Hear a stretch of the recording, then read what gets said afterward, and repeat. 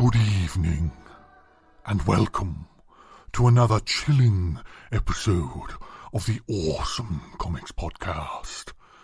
It is the place where the small press scream into the night and make one hell of a big noise. My name is Baron von Awesome, and tonight divulging tales of dread and the ramblings of madmen are individuals guaranteed to give you sleepless nights.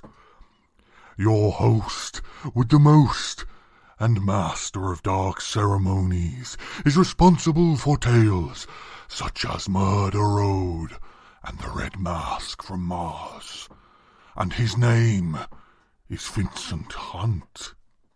What? Joining him, as always, is the bloodthirsty art fiend behind the likes of Vanguard and Viper, Crimson Dawn. He is the aptly named Daniel Butcher. Hello. And, of course, screaming from within a tomb of his own making, crafted from books old, new, and more than likely damned, is the creature known as Tony Esmond. You're right. And there you have it. Well, hold on, Baron. What? We've got guests as well. Have we? Well, what do you need me for? Actually, what do we need him for, lads? I think we're done with the Baron. Do we need the Baron this week? Tony, do we need him? I don't know, but I'm hard. I think it's best if he leaves. You're what? Just look, you've scared. I have to go. Get off by my hard on again. Well done, Tony. Welcome, everyone, to the 2023 Awesome Comics Podcast Halloween special. It's been like a month long. This month. Yeah, it has. It's felt like a month because we've made it last. Insert joke here. Yes, that was a pun. Me thinking about Mother Teresa during coitus. Without much further ado, should we introduce our lovely guest? We shall. From the crypt itself, we have another guest. That's a rude word for Glasgow. Friend of the show and the ghoulish writer and creator of the comic book Glass City. It's Dave Cranna. Welcome to the show. Thank you. Hello. How are we all? Hello, man. You all right? Good to have you on. Long time. But yeah. Thank you very much. We can only apologise for the Baron. He's a terrifying ghoul. Bit rude. But, you know. Well, to be fair, most folk would get scared with Tony's hard on, so you know. That's true. That's true. I never thought about that. From the depths. Yeah. Rising from the fetid depths. doing the goat. Look, the goat like Black Phillip.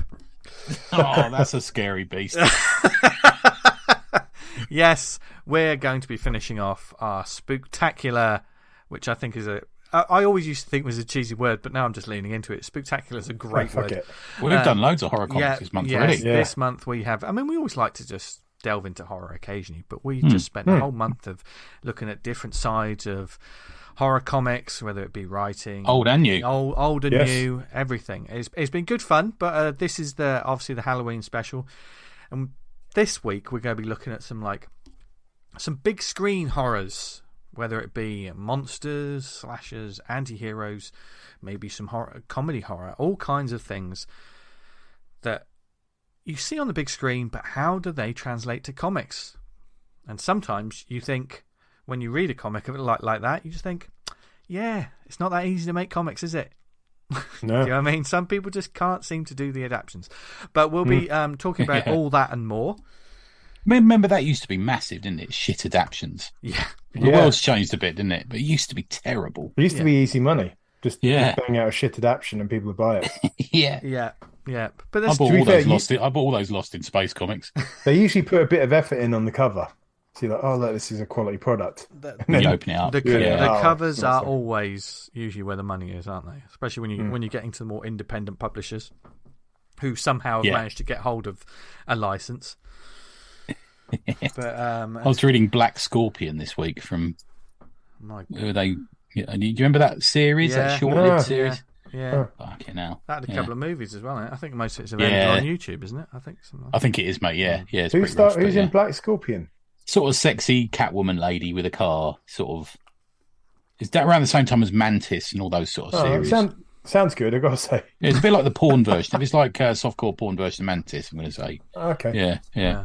Well, you can't find those comics, but you can find lots of other comics available via our wonderful sponsor for the show, Comic House. Sorry if we scared you guys at the beginning, Pete and the Comic House guys, but thank you anyway for supporting the show.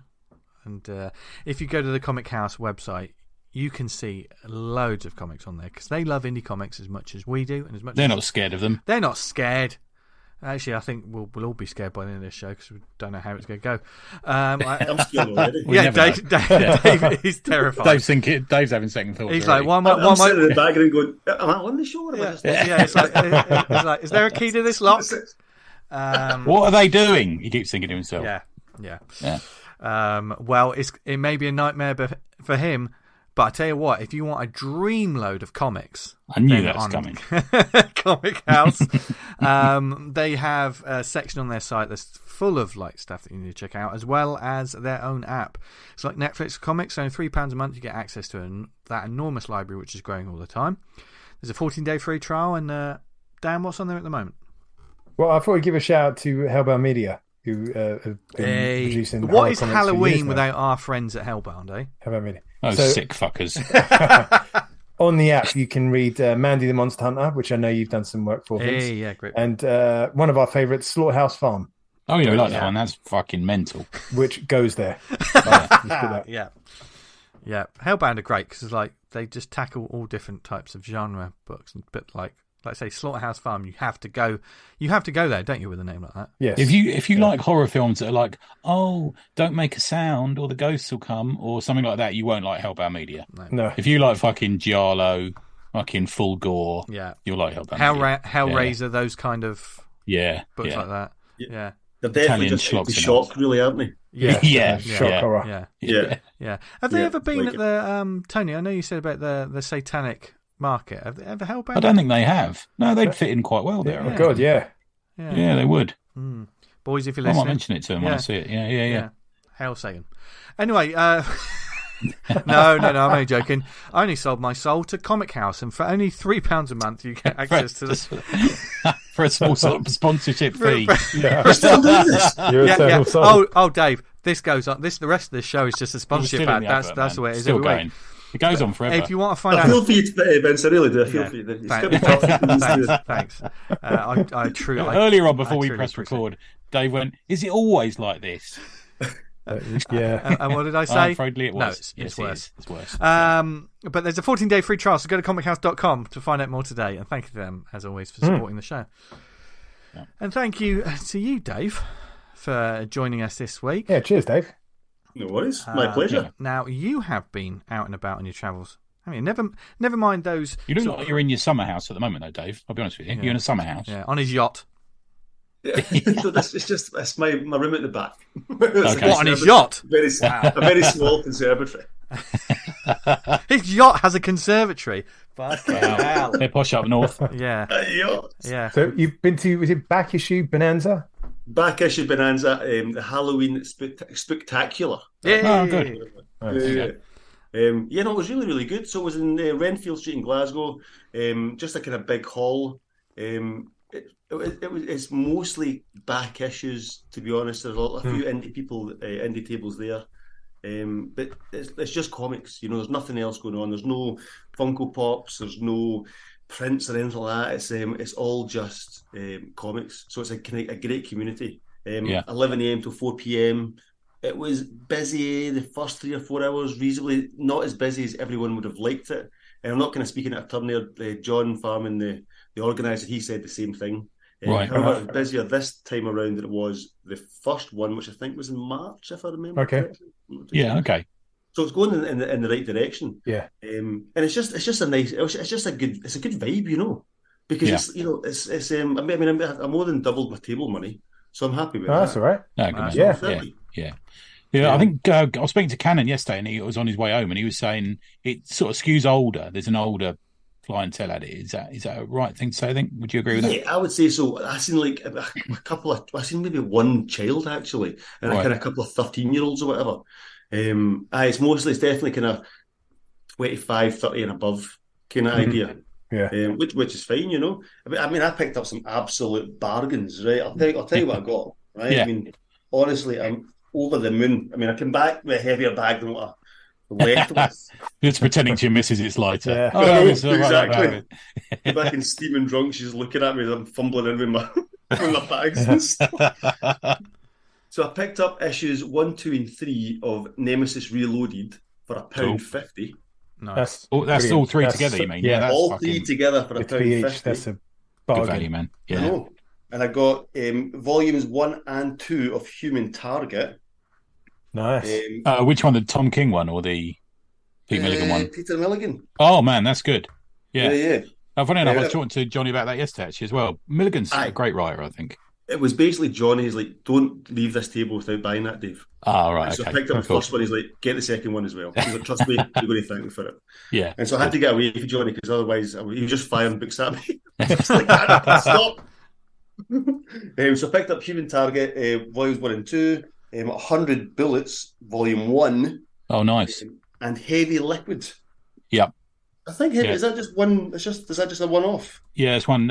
If you listen to the Never On Anything podcast Yeah. a couple of episodes ago, we did me and Al did a special on it. Yeah, it's a beautiful book, man. Beautiful. I think I listened to Yeah. that because when I seen it, I was like, why did I know this? I get it. Right, Yeah, okay. yeah. And so I think subconsciously it was obviously from Never On Anything podcast. Yeah, Paul and- Pope's a great talent. Yeah. Right, I'm not sure all- the story hangs together particularly well, but it's a great book to look at. Put it that way. Well, Yeah. that's what I'm saying. The pages look fantastic, so I grabbed it. But I also think I grabbed it because of listening to your podcast. It was Oh, cool. That's stuck good. in my brain. I'll send um, Paul some for some money. So they cost £17 for all 4. Oh, that's good, man. Isn't it? That's great. Can't be Yeah. beaten, can it? Yeah. That's the good thing about marts. London marts the same. You can fill your fucking rucksack for a few quid. You know, we've all been there and done it. You know, it's great for that. Yeah, there should be more of that kind of thing. And I think as the back issue Bonanza goes on through the years or whatever, I think it'll pick up and more folks start going to it. Yeah. Like I say, it's more comics focused. Yeah. No cosplay, nothing like that. I No. think you sent. I've only been once to the one up in London, and there was a chap there with a small press stall, but no one was going to that. But Yeah, I think it's that may kind of be the wrong how crowd. they differ. Yeah, I think they differ a bit. I think back issue Bonanza is kind of it's known for having small press people at, but the one in London, they'll just like if it's not from before 1982 or something, they're not interested in London sometimes. You know. Yeah, kind of the crowd there. You could kind of tell that like you're not going to be. There's people here collecting stuff, not that interested in kind of new stuff per se. Yeah, It's a massive generalization, but Well, yeah, there was definitely a lot more guys, sifting through the back issue boxes than there were at any small press table. There was guys, with their books out and stuff, ticking things off and all that kind of thing. Good So it's boys. like- it's mostly That's our people. boys, isn't it, fellas? Yeah. doing it, like- Thanks, Dan. Yeah. Well, I'm among that fucking group. You've been. It seems to me like Glasgow's quite the place for comics events at the moment. Because didn't you go and see Grant Morrison recently as well, Dave? Is Yeah, that I right? did actually. So myself and Brian Rankin actually. Oh, nice. Brian's a good. It lad. was Grant Morrison in conversation with Frankie Boyle. Oh, okay. That was good. It was pretty mad. Peter Watson and stuff there. So it was Forbidden Planet. They were hosting it, I think. Oh, So nice. Pete Watson was there. John McShane as well turned up. So we all went for a few drinks afterwards. But Grant was promoting his book Luda. Yeah. I got a copy of it. I've not actually read it yet, but I've got no idea what it was about because he mentioned it for like 2 sentences, I think, 30-second mention, and then they just started talking about, I don't know, like, are we all in a Matrix style world? Oh, good. That's what you want out of Morrison, though, isn't it? Aye. You know. It was interesting. It was really He good. was nicking Andrew Tate's stick there. Oh God. Jesus Christ. That'd be a great talk between the two of them. I've got to tell you, as tough as he might be, Andrew Tate, I don't think he'd stand up against Glaswegian fucking Morrison, would he, for long? Nah. You know what I mean? Yeah. No, it was definitely, it was a good chat. I would go again, look at it that way. Yeah. Yeah, it looked like a great event, man. I mean, hopefully that's the start of a few things up there. Yeah, Yeah, fingers That's crossed. great, Yeah. man. Yeah, fingers crossed. There's a few things happening later on, but I'll shout them out in the shout out section. Try and keep All it right, on. man. So, Cool. And he knows the show better than us. It's a shame That's not fucking that stuff hard. like That's not that hard. the Demon Con isn't still going down in Maidstone and places like that in the southeast, because you've got the highest density in the fucking country, and there's hardly any kind of comic festival shit going Well, on. like, what do you? We've got MCM today, haven't we? I Yeah, suppose. MCM, but it's a bit. I mean, MCM's obviously anyone listening to this who tabled at MCM. Ryan Otley was at it. We hope you had a great time and sold loads of comics, because like the amount of people there. I mean, A couple of slackers were there. I think Nick Bryan was there, wasn't he? I think. Plenty of friends of the show were sort of tabling as well. So we hope you did really well. But that's a big multimedia sort of experience anyway, the MCM, isn't it?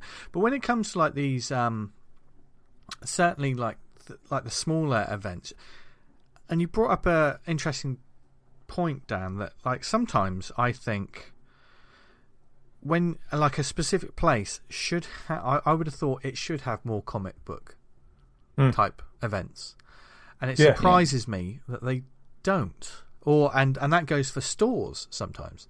Like you go to you go to a little village somewhere in the middle of England, you don't expect it to have a comic book store, for instance. Sometimes they do. Big shout out to all you independent comic book store owners out there in the small places. A few that are lasting. But but like certainly in the bigger cities, there's the comics. There's the comic shops that are obviously doing really well and fighting the good fight. But then there's other places where there's just no presence, is there? Which is sad. Obviously, it's a hard market. I know. I mean, the London scene has shrunk so badly. That's one of the things that surprises it really does surprise me. That it's sad, isn't it? Yeah, it's part of the. Go on, Dave. So when you go down, no, I think it's part of the bigger thing, isn't it? That whole there's less shops and stuff, but I won't go into that here. Yeah, I mean we lost Comic Showcase a while ago, but we lost Comic Con and we've lost Orbital, and now it's kind of and a smaller portion Forbidden Planet, which is shrunk even its new issue section again. And then we got Mega City, which is a bit further out in Camden. Does this create a problem for those? Sorry to interrupt, Tony, but does this create a problem for those stores? That were probably in the top 10, and now they're top 5, probably top 3. So they are becoming a go-to place for a lot of people. Yeah, I mean, there's one comic shop in central London now. I mean, Forbidden Planet sells comics, but I wouldn't describe it as a comic shop. Yeah. The thing is with Gosh is it's niche stroke clique, honestly. I don't know whether they're quite as invested in the American comics as they are in maybe Indian small press. So it doesn't always have that draw. I mean, if that's the flavour of your store anyway, it's like an independent record store, isn't it? Really, do you know what I mean? It's the same thing. Yeah, if that's what you've always been, when the culture changes, should you need to change that? I mean, I don't know. I don't have a big history. Yeah, I don't know whether they've always been that. Certainly, when they were at the old venue, it was front and centre American comics when you walked in. Yeah, I mean, I don't know. They're wearing the heart and the sleeve in as much that you go into Gosh, and on the left hand side it's small press. It's the first thing you see. That's the premium fucking sales estate right there. As soon as you go in the shop, and it's small press. So I don't think they're wise doing that. It depends what they're if they're saying like we're all about small press and independent creators. I love that. I love that aspect of it. I'm going to play a little bit of devil's advocate here in a way, because I love that there's a spotlight on like the indie and small press, but I can see the problems of hook the big fish in with something that they know, and then then while I'm in here, look at that, that's quite cool. But it's more small press than indie. When you walk in, it's more DIY than indie, I think. It's not even Avery Hill and stuff. It's it's me. It's the comics I make. So I'm sort of arguing against myself here. But if it was me, as soon as Monica, for example, from Clouds came out, I'd put that straight in your eye line when you walk in. Yeah. And when there's Spider-Verse movie out, straight in your eye line as you walk in, I would do that. And the manga. Looking at it as a business, which obviously you should be doing, I would be having like the heavy hitter stuff, like say the topical stuff, straight in that. As soon as you walk in the front door, bang, you got it. then you can get passing trade. The downside of that, if you moved all that kind of independent small press stuff they got on the left hand side there downstairs, would people go down and look at it? No, you need still need it upstairs, I think, because it fits in Yeah. with the vibe of the upstairs. Downstairs is just is Marvel and DC and stuff. Yeah. But I mean, one window has been this kids book from. It's not even a comic; it's a kids book from Tom Gould. That has been the left hand window now for about 3 years. Fucking What? hell. So yeah, Oh. I don't know why that is. I guess though because they overbought it, but I don't know. But so what about where were you saying earlier? Was it called City Centre Comics? Is that the one you go to? Yeah, Dave? yeah. So City Centre Comics is it's actually in the West End of Glasgow, which is out of the city centre. But Yeah, I popped in for the first time when I was up seeing you guys a few months ago. Yeah, it's a good shop. I like Chris. He's a good guy. But to go back on all the big shows like MCM and up here it's Acme and stuff. Yeah. I don't think because they're not. First of all, they're not comic shows. No. We can all agree on that. Yeah. They're like multimedia TV movie shows. Yeah. And I think because they are like that, I think that hinders comic book shops. You know, because all the young ones are going to these big shows, a Comic-Con, and it's, they're seeing, movies and TVs and stuff, and maybe in TV shows and stuff. And so they don't really understand that it's supposed to be a comic book show. And so when they go past a comic book shop, if it's not got all that kind of TV and toys and stuff in the windows, they're like, well, I'm not going in there, you know? Yeah. So we are talking about Gosh there. I kind of like what Gosh are doing. That's by the sounds of. I've never been to Gosh, but if they're aiming for small press and indie, then I think they're going about the right way. It's like if you've got a pub and you display, I don't know, Tennant's Lager at the front, you're going to attract a certain clientele. But if you promote like a posher beer or whatever, or a wine and whiskey bar or whatever, you're going to attract another type of clientele, you know? Yeah. So that's what you kind of have to Yeah, I marry up. totally It sounds- understand. Yeah. It That sounds like strategy. Gosh are going down the kind of indie route, which is great. I know what you mean. I just kind of think I completely get Dave, I from a personal sort of selfish point of view, I kind of agree with you because as soon as people walk in, they'll see a comic that me and Falpy's made, which is nice. I just think it tends to be the same comics on that shelf for long periods of time. And you can mix it up a bit with some Fantagraphics books or something like that, Mega Mog or something like that as well, which are bigger sellers. I'll pitch it in. Remember, I sent in Viper and the two Vipers, and they said it's going to go downstairs with the American stuff because the quality of what it's made, like that's the way it's presenting. But like, it's small press and indie. Yeah, like that's a I really judgment on appreciate, content, isn't it? I really appreciate you taking the time and get it in the shop and buying it and stuff. But it's like that should be shoulder to shoulder with the small press and indie stuff in my regard. But Totally. yes, it is what it is. That brings up a very interesting. Maybe it shouldn't be described as small press and indie. Yeah, Well, I guess it's an independent comic. I mean, well, I agree with you, but in a shop, Yeah. I'm saying their section shouldn't be called that. no, I don't know what you'd call it. Yeah, well, twee shit. Tony Esmond's opinions are, of course, his and his alone, and the Awesome Comics. Too right. I would love a shop that had a section all about that kind of one level above the punched out in a photocopier book. Do you know what I mean? Yeah. And this whole rack of them. And It's like there are zine libraries about. I think there's one in Glasgow, isn't there? I think Glasgow's got a zine library now. Yeah, it does actually. I keep meaning to pop along to see that, but I'm always working when it's on, or I'll get the kids. I follow their page. They're always posting stuff. You know who goes to that quite a lot, actually? You've mentioned one here before, David Dunlop. Is it David Dunlop? Yeah. He does that sort of stuff, doesn't he? Yeah. He goes to that quite a lot. Cool. This sort of brings up a very interesting point, and this is not based on any store or any individual. But like, I don't know about you, but when I make comics, or whenever, like back in the day, or when we were kids, when we wanted to make comics, or whatever, we wanted them to be professional looking. We wanted them to be, this has got to look legit in a strange kind of way. Even though you're creating a real product, you are still, when I grow up, I want to be mindset. There is that sort of like, oh, this should be able to sit next to like the real comics. I say that, this should be able to sit next to the real comics, because without sort of thinking that your comic is real anyway.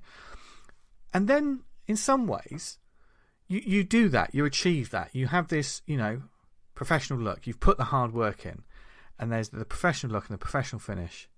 And Dan, obviously, with all the work you go to, all your colours and your effects and the lettering and everything, you've got that. And then is someone going to say that looks too good to be put with the other books? Not only are they saying it's almost. I don't think they said good though. No. I know. I understand that. But I get where you're coming from. There may be that kind of mindset to other people, but is it saying? I don't know what it's saying. Do you know what I mean? It's that kind of what I'm presenting sits easier with the titles downstairs. I think the subject matter maybe. Yeah. Maybe. I mean, it's fair enough. If they'd have read it, they'd have understood. It's a fucking satire. Yeah, they can put it wherever they want. It's just kind of like those kind of the guys at the top. You're competing with each other. You're kind of all small press indie guys. Yeah. I'm fucking competing with multinationals going downstairs. That is true, man. Yeah. And I wasn't. We've had brand recognition for like. It did look cracking on the shelf, though. Yeah, it looks great on the shelf. Yeah. I mean, maybe they are right. I mean, maybe are we getting too good? Are we getting too good for our own good? No. Is that to be fair, is that another conversation to have? Is that? I mean, it's a better design comic than a lot of fucking big comic companies. Oh, yeah. I don't want to but like I don't know about you guys. I've just been doing the same process since I was a teenager for making comics. It's just I've got better and more kind of professional at it. You got a strong So forearm. like you said, Vince, like you saying, like I want to make a comic that can sit alongside this lot. Yeah. And that's for me your comic goal. is sitting alongside the people you dream of it sitting alongside, mate. Eric Larson, Ryan Otley, Tom McFarlane, Spawn Comics, Spider-Man. It's sitting on that shelf, which is a dream for you. I would say that's where you want it to be. If it was sat next to someone talking about how sad they are again, then you don't want it to be there. We're all indie bands, aren't we? We're all indie bands, and if our CD goes into the store and sits next to like one of your favourite bands, it's just amazing, isn't it? Definitely in Celeste. I'll be over Gosh's defense, they'd probably put it downstairs for the other stuff because that's more likely the person that would buy that comic. People pick it up and look at it. Yeah. As opposed to put it upstairs with a crowd that like might not look at that. Why has this one got tits on the cover? I don't want this. Somebody complained. Let's put this back to you, Dave. So Glass City is essentially a thriller, isn't it? I would say. Where would you want that? Where would you want that to sit on a shelf? Have you ever thought that through? Where in a shop, it should sit? I'm just happy for it to sit in any shelf. Get that, man. At this point, it's like, you take it. Oh, great, thanks. I've never really thought of it, to be honest. I don't really know. It's an interesting question, though, isn't it? Where do we want our books to be placed? Where are we comfortable with being in place? Hopefully not in a charity shop when you. Oh, we did recently find some comics of mine and 4Ps in the book exchange. Does that mean you've made it? I don't know. Well, someone's given it to eBay. them, sold it to them, innit? Yeah, mine. Yeah. I'm okay with that. I was quite happy finding my looking at a wee bargain bin and be like, oh, fantastic! Look at this. I have noticed that at the London Mart, there's a lot of at the London Mart, there's a lot of books that we've talked about maybe in the first 4 years of this show are now in the back issue bins. Yeah, I mean, at the end of the day, you just got to look at it like this. Originally, someone paid for that. I'm glad it's circulating. Yeah, exactly. It's a dream of mine and Falpy's that in 20 years' time, someone finds Atomic Hercules 2 in a back issue bin and thinks, "Oh, what's this? This looks fucking nuts." Yeah. Tries to dig out the rest of what's tribute about. Yeah, we like that idea. Yeah. I'm fine with that. Comics shouldn't.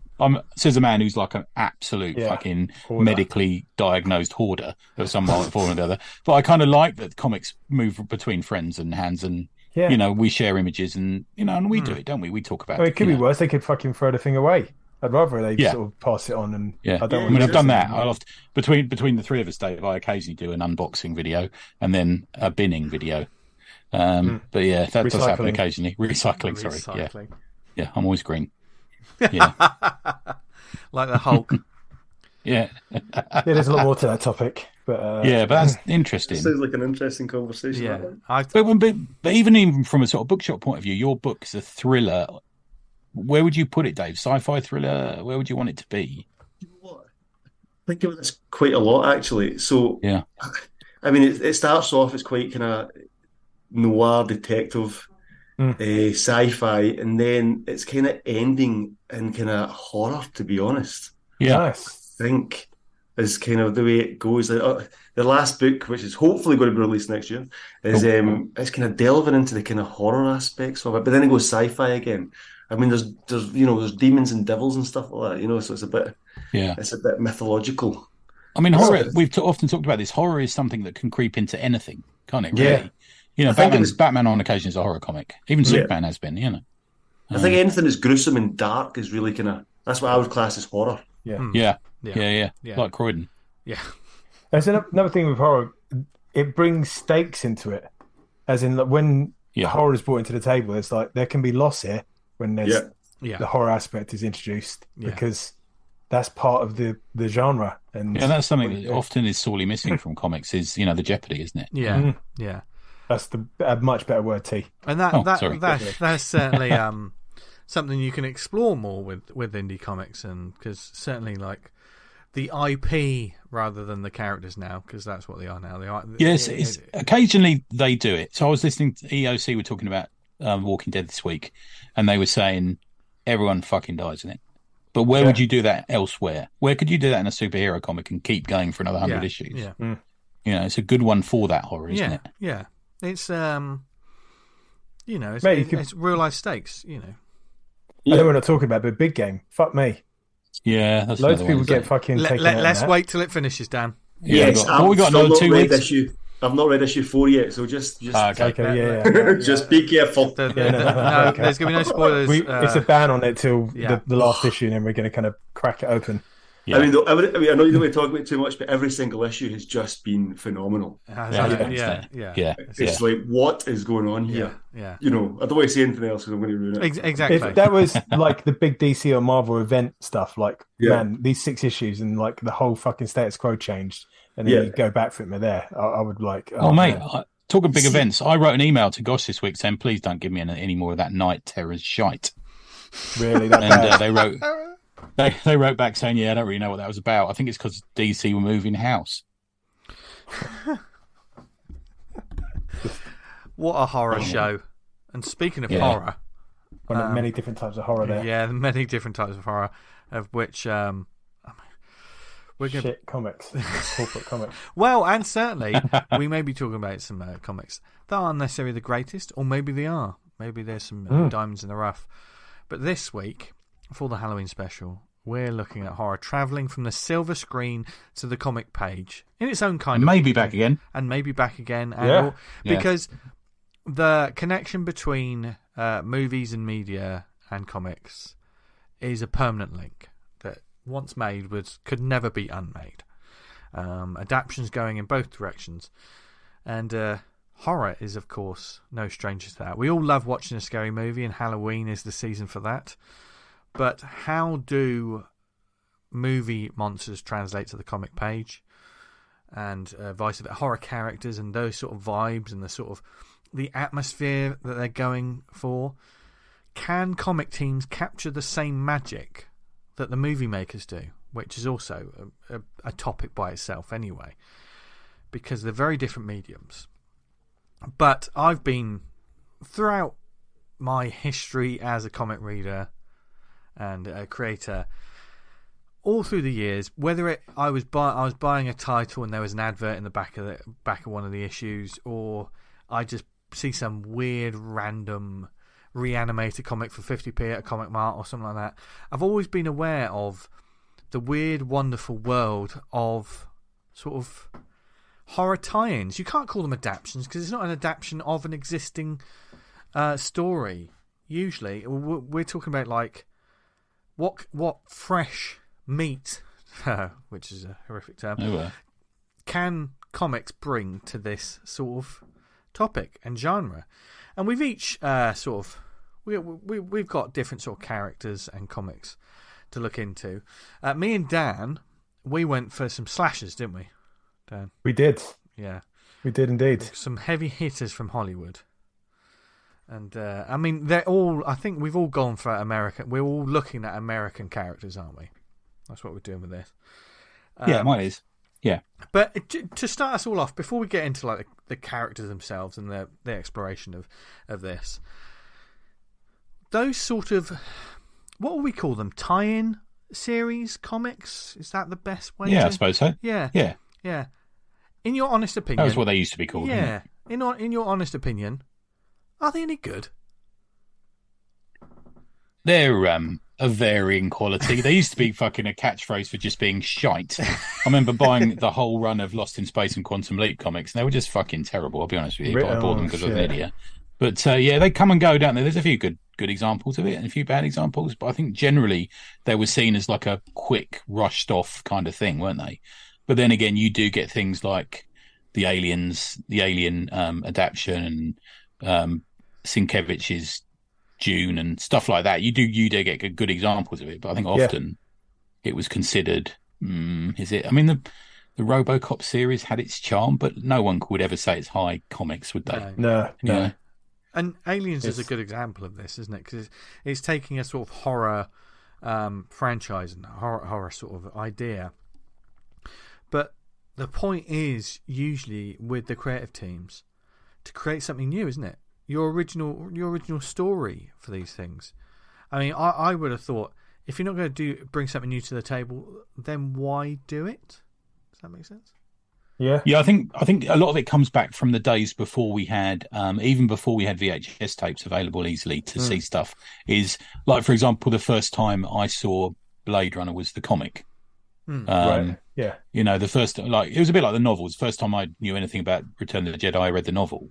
It's a bit like that. We would sort of crave it. Same with the Superman movies and Star Trek movies and stuff. Way of getting more of it, wasn't it? Because that's the only way you could do it. Yeah. You maybe saw once, wait for fucking years for it to come out on VHS. By that time, you could only have for me on telly, comic. mate. Yeah, for me it was waiting for it to come out on telly. And a lot of times because there used to be a significant delay between coming out in the States and coming out in the UK. It's to the cinema even. You sometimes saw the comic before you saw the movie. Which was quite a thing. And so sort of replaced it. I have memories of Superman 3, for example, that come from the comic and not from the movie. Right. Okay. Which is a bit strange, I know. Yeah. Yeah. But what do you think, Dave? So hold on. Are you? Was Blade Runner a comic before it was a movie? No, but it was an adaptation before I saw the movie. Does that make sense? So, does that mean it's like so it's kind of like panel for panel, if you like? I don't think they even could do that. I know, for example, when a lot of these people, I think, is it Chaikin who says this? He just sort of saw Star Wars or had a load of reference photographs or something, and they managed to do a comic over it. So there wasn't. I think when they did the Alien adaptation, they flew them over. They saw the movie, and then they flew them back to the States, and they started on the comic. I think it was a bit like that. Right. That comic's a banger. That's an amazing comic. Yeah. Brilliant. Yeah, Walt Simonson, isn't it? Yeah, that alien's a fucking chonk in that. Yeah, yeah. Like in the film, he's like a live kind of insectoid creature, and that is like a fucking unit. Because there's the big conspiracy theory around that, isn't there? Where there's a scene in it that the makers of the movie said never existed, and saying no, there's no extra cut that includes this scene, but it's in the comic. Again? Is it the box alien? Is it called the box alien? Oh yeah, he folds out from being a box, and yeah. Yes, I've heard of that actually. Yeah, it's quite interesting. Dave Kennedy came on NIA and was telling all about it. Yeah, he's a massive fan. There's a couple of scenes that I've been watching. We watched Aliens during the week and watching some of the kind of the breakdown stuff. There's a channel on YouTube called Alien Theory. You get almost like, well, I was going to say a wrong word there. A kind of a real deep dive on a subject and like looking up all these kind of deleted scenes from Alien, and it's like, oh, okay, yeah, fair enough. I can see that being in there, but they chopped it out for whatever reason. So that kind of idea of that box one being in there seems completely viable. Yeah, big shout out, by the way, before we go on to Eamon at Mega City Book Club, because he did a episode came out yesterday about RoboCop, but comparing it to Dredd, which is obviously that theory, isn't it? They nicked it off Dredd. Yeah. Well, there's the statue of Judge Dredd when they were making the film that they made. Yeah, originally had that. Yeah. The RoboCop had that cross bit over the nose, didn't it? Yeah. So we just make it like this. That's Judge Dredd. Yeah, it's just Judge Dredd. Just complete Judge Dredd. So obviously we've got the adaptions, but if you're given like a franchise to work from, I hate using terms like franchise, etc. But and publishers usually, I'm guessing the publishers. Oh, we've got the rights. We've purchased the rights for this. We're going to create a 6-issue comic series of it. And then they hire you to write it. What do you think? What do you? How would you go about that? Because that's pretty tricky subject matter to have, isn't it? If you're given the reins of something that isn't necessarily a comic, and you have, it's a poison chalice, isn't it? Yeah. At the moment?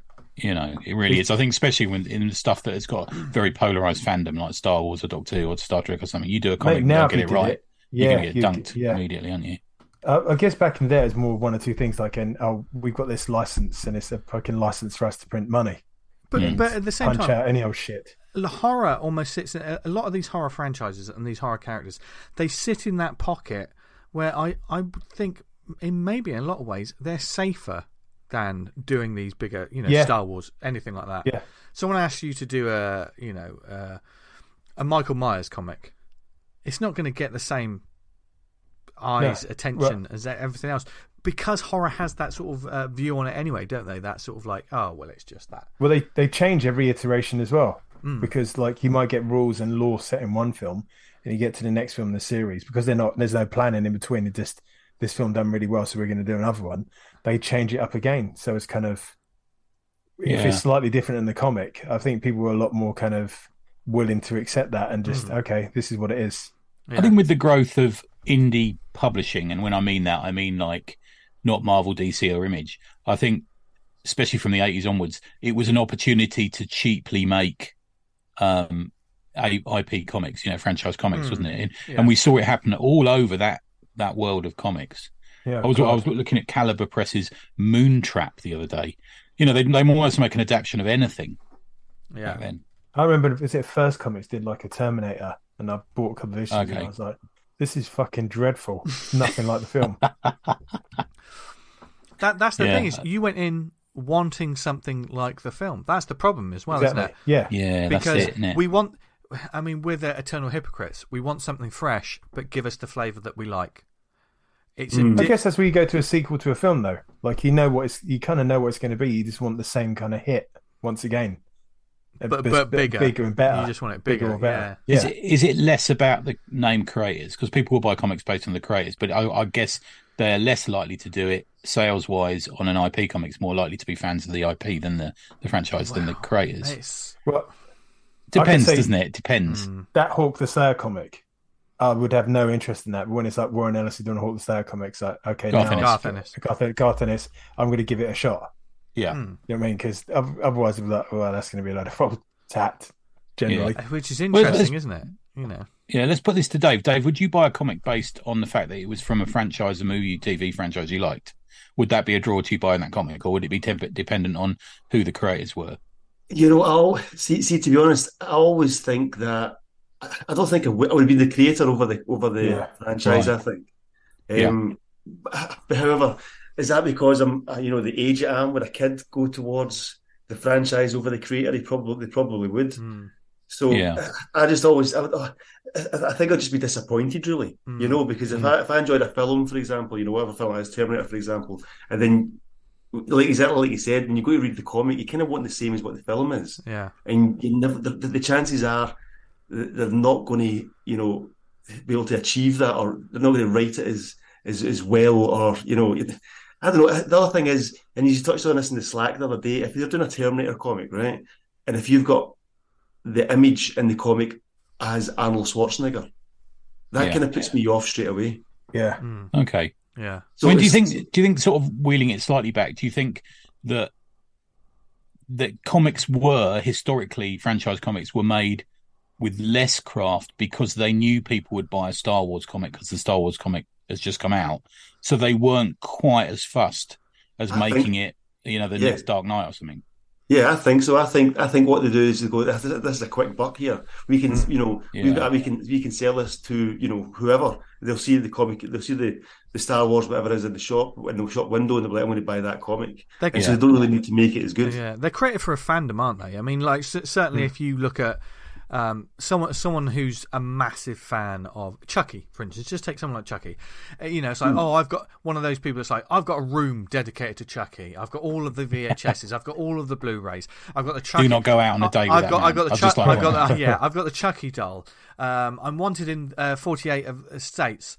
And but that person will always, Chucky pornography. But when someone's looking through they will always have a collection of comics, probably boarded and backed.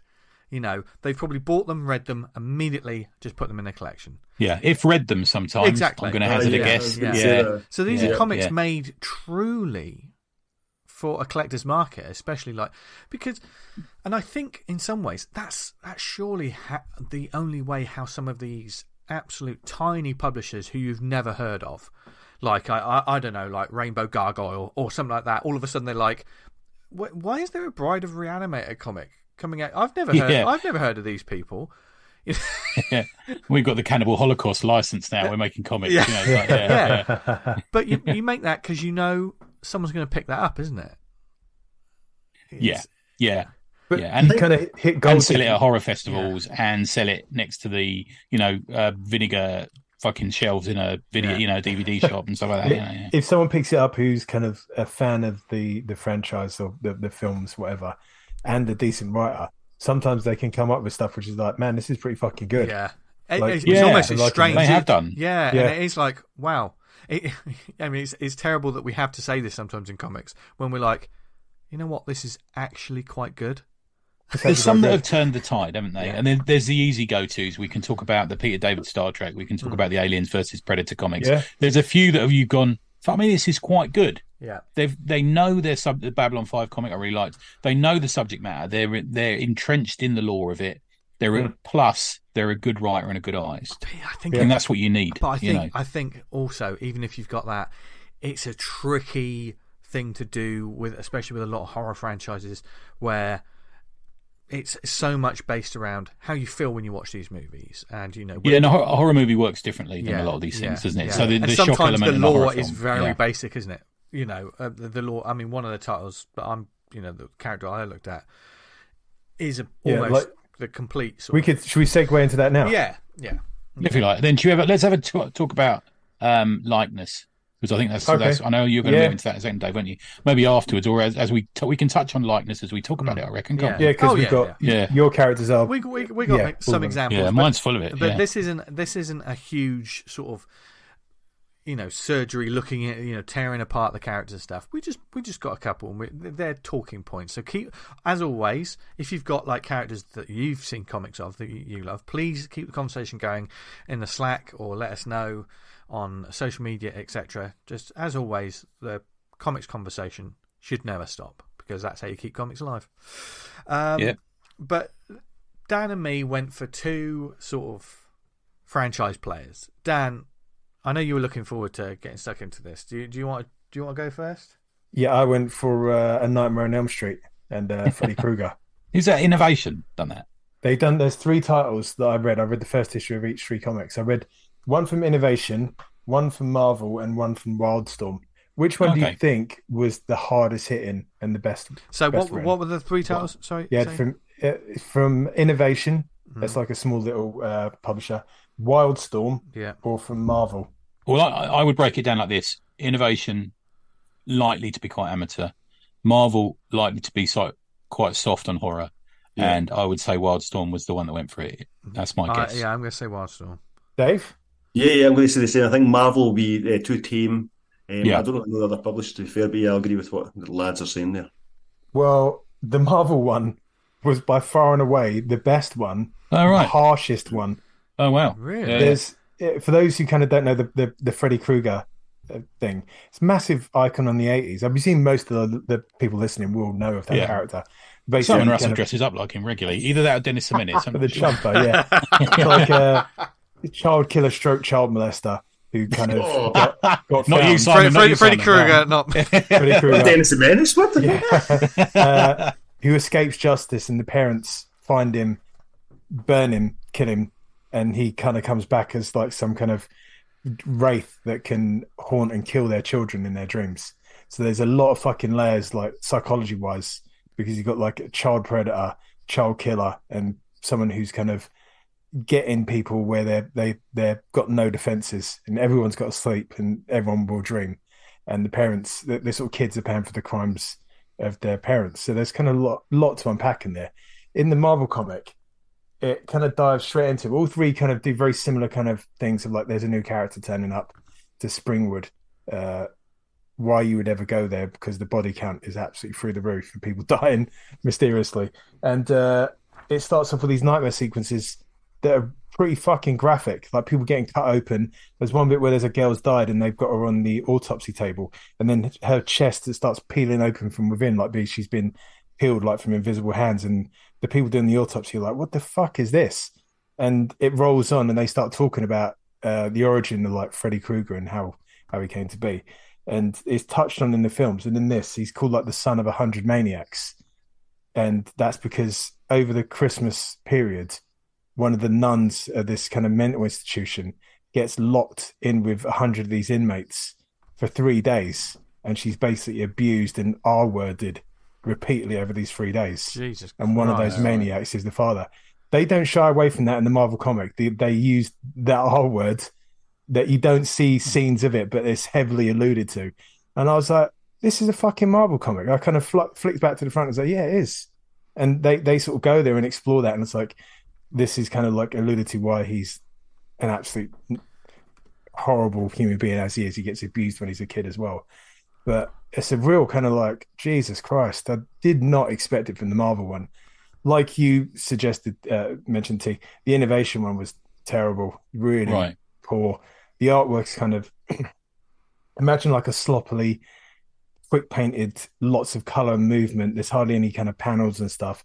It's just like the breakdowns between the dream sequences and reality. There's virtually nothing. Like the reality looks like a fucking nightmare as is, let alone before they go into it. Okay. The Wildstorm one, very clean. It's kind of made in the, I think it's late 90s, early 2000s, and I think it was at the point where the studio had to take on work because like the comics were kind of in a bit of a slump, and it's like we've got to do these fucking comics about basketball players or Nightmare on Elm Street or whatever. We've got to take the work.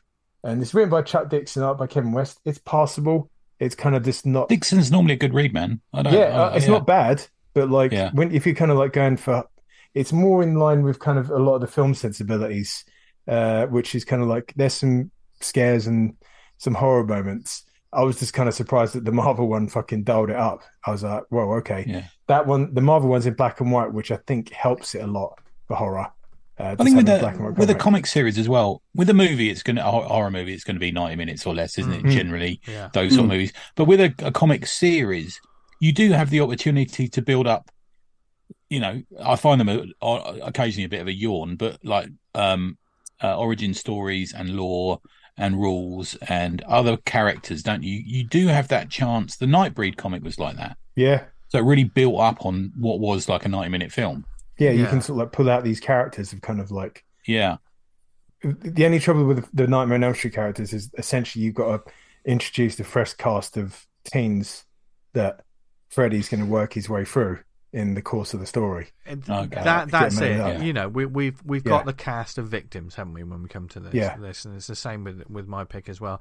Like you've got to try and introduce them, and also they've got to talk about the existing threat, which can create issues. Pardon the pun. Which was something I had with my one, but. What were the? Go on, go for it. I'll segue mine into yours, but ask you a question. Sorry, V. Go. Did you enjoy? Yeah, I really enjoyed it. So, surprisingly, the Marvel one especially. Did you think, wow, this is actually pretty good? Yeah, if you can get a chance to read that Marvel one, I would check it out. I was generally kind of like, when did that come out? Bloody hell! When did that come out? The Marvel. Let's see if I got it on this. That one came out 89. Okay. 89. Yeah, quite early. Yeah. 89. It's got like a kind of painted cover with a half naked lady being scooped up by Freddy. They kind of dialed down. Go on, Dave. So that must have been roughly the same time as the movie came out then. Could have been long after. When did the first one come out? Let me have a look. That was, I'm going to say, I think it was late 80s. 87, 86? It's the first horror movie that I can remember, being like, wow, this is... I think it was the first horror movie I think I ever watched, actually. And it's okay. Oh, it's scary stuff. 84. 84, that's quite early. Yeah, so there you go. So that's... And when I was a kid growing up, Freddy Krueger was at the point where Freddy Krueger was a pop culture sort of icon. Yeah, he went a bit like Swamp Thing did and Toxic. Yeah. But when you're a kid and you hear about it, it's fucking terrifying. One of the. They kind of likeness isn't a real issue with that comic either, is it? Because he can't be that difficult to get a likeness on, can he? You've got the look of kind of like you just need the kind of the burnt face, the hat, the gloves, the striped jumper, and then you're kind of away. You don't really have to get it too spot on. Yeah, he looks like Frank Miller. Yeah, it's one of those characters, right? Because you had the underlying, like the child predator kind of thing, and they kind of move away from that in the films. I think quite wisely, because that's a bit of a like. There's no fun in that topic to be had. Do you know what I mean? It's like he became a joke further down the line, didn't he? I think, which was a shame with these characters. I don't know if you saw the more recent one they did, and it's like they turned into that full force. It's like because did you not understand? This child sexual assault. If you put that into a horror film, it's like, oh, look at this. It's like this is fucking horrible. There's no. You can't be having fun here. I think in the original film they didn't talk about that aspect of it. I mean. Dare I say? He was a child killer, wasn't he? But it's kind of alluded to. God, I can't. But never kind of like. It's kind of alluded to, but never kind of. They out and out state that it's a weird one because I saw. Sorry, mate. Go on. Sorry. Go for it. No, you gone. No, it's done. Go. It's when you talk about tone, you're talking about the tone there of it. You know, like the child killer thing. The thing is, the dude who plays him, I remember him from being in the TV series V. Yeah. And he was like this sort of really cutesy, nerdy. Yeah. And I was thinking, oh, fuck me, he's him. Yeah. That's Robert Englund's a legend. Absolute fucking legend. Yeah. Although he probably would do a movie about the Teletubbies at this point, wouldn't he? Yeah. Yeah, I think probably I'd watch it. Shite. Didn't he do like Strippers versus Werewolves or something like that as well? So you got to admire him for that, haven't you? Do you know what I mean? I watched a couple of bits before the show, and there was one on the Nightmare on Elm Street 3, The Dream Warriors, which is arguably one of the better ones of the series. Yeah. There's a music video with a band Dokken in it, who were like a kind of soft, frizzy hair metal band. And there's a story of like them doing the music video with Robert Englund as Freddy doing ridiculous amounts, like heroic amounts of cocaine. Allegedly. Heroic. Just fucking going fucking nuts. And just like it was the best fucking thing ever.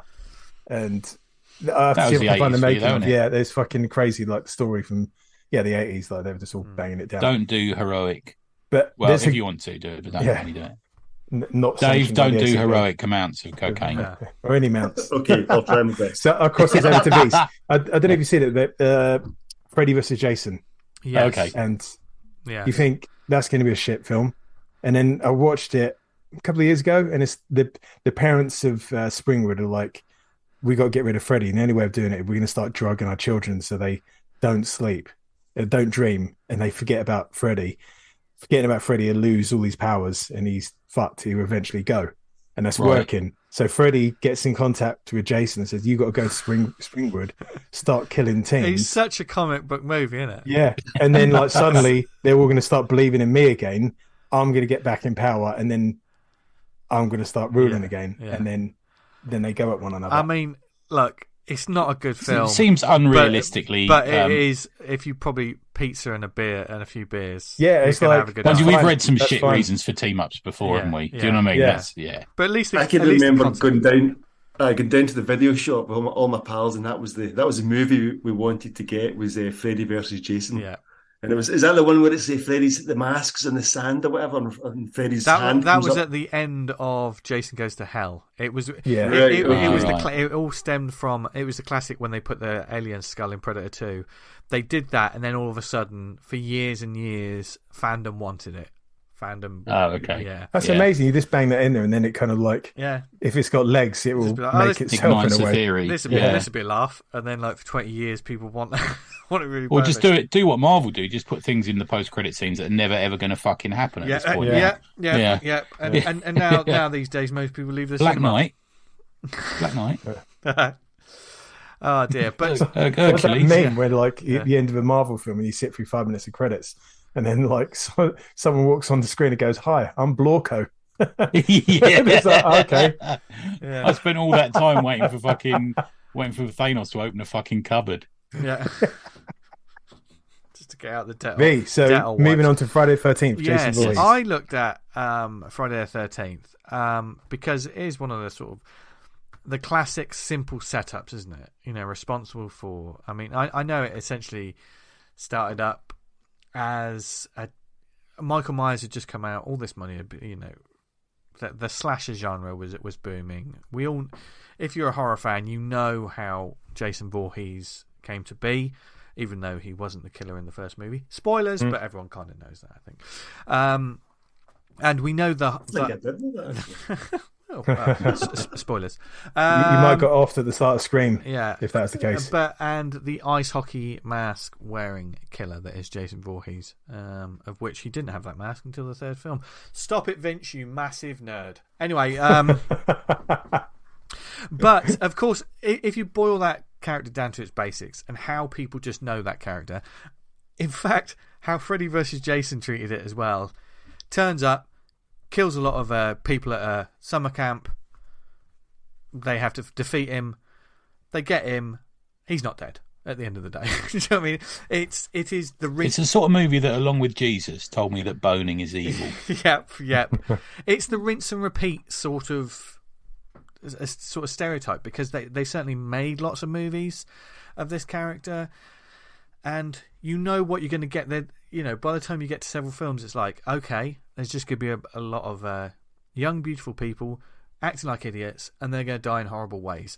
That's what I'm here for. That's what it sort of became. The Freddy Krueger character obviously had more of a layered, and there was more of a backstory and a lore, wasn't there? You know, to that.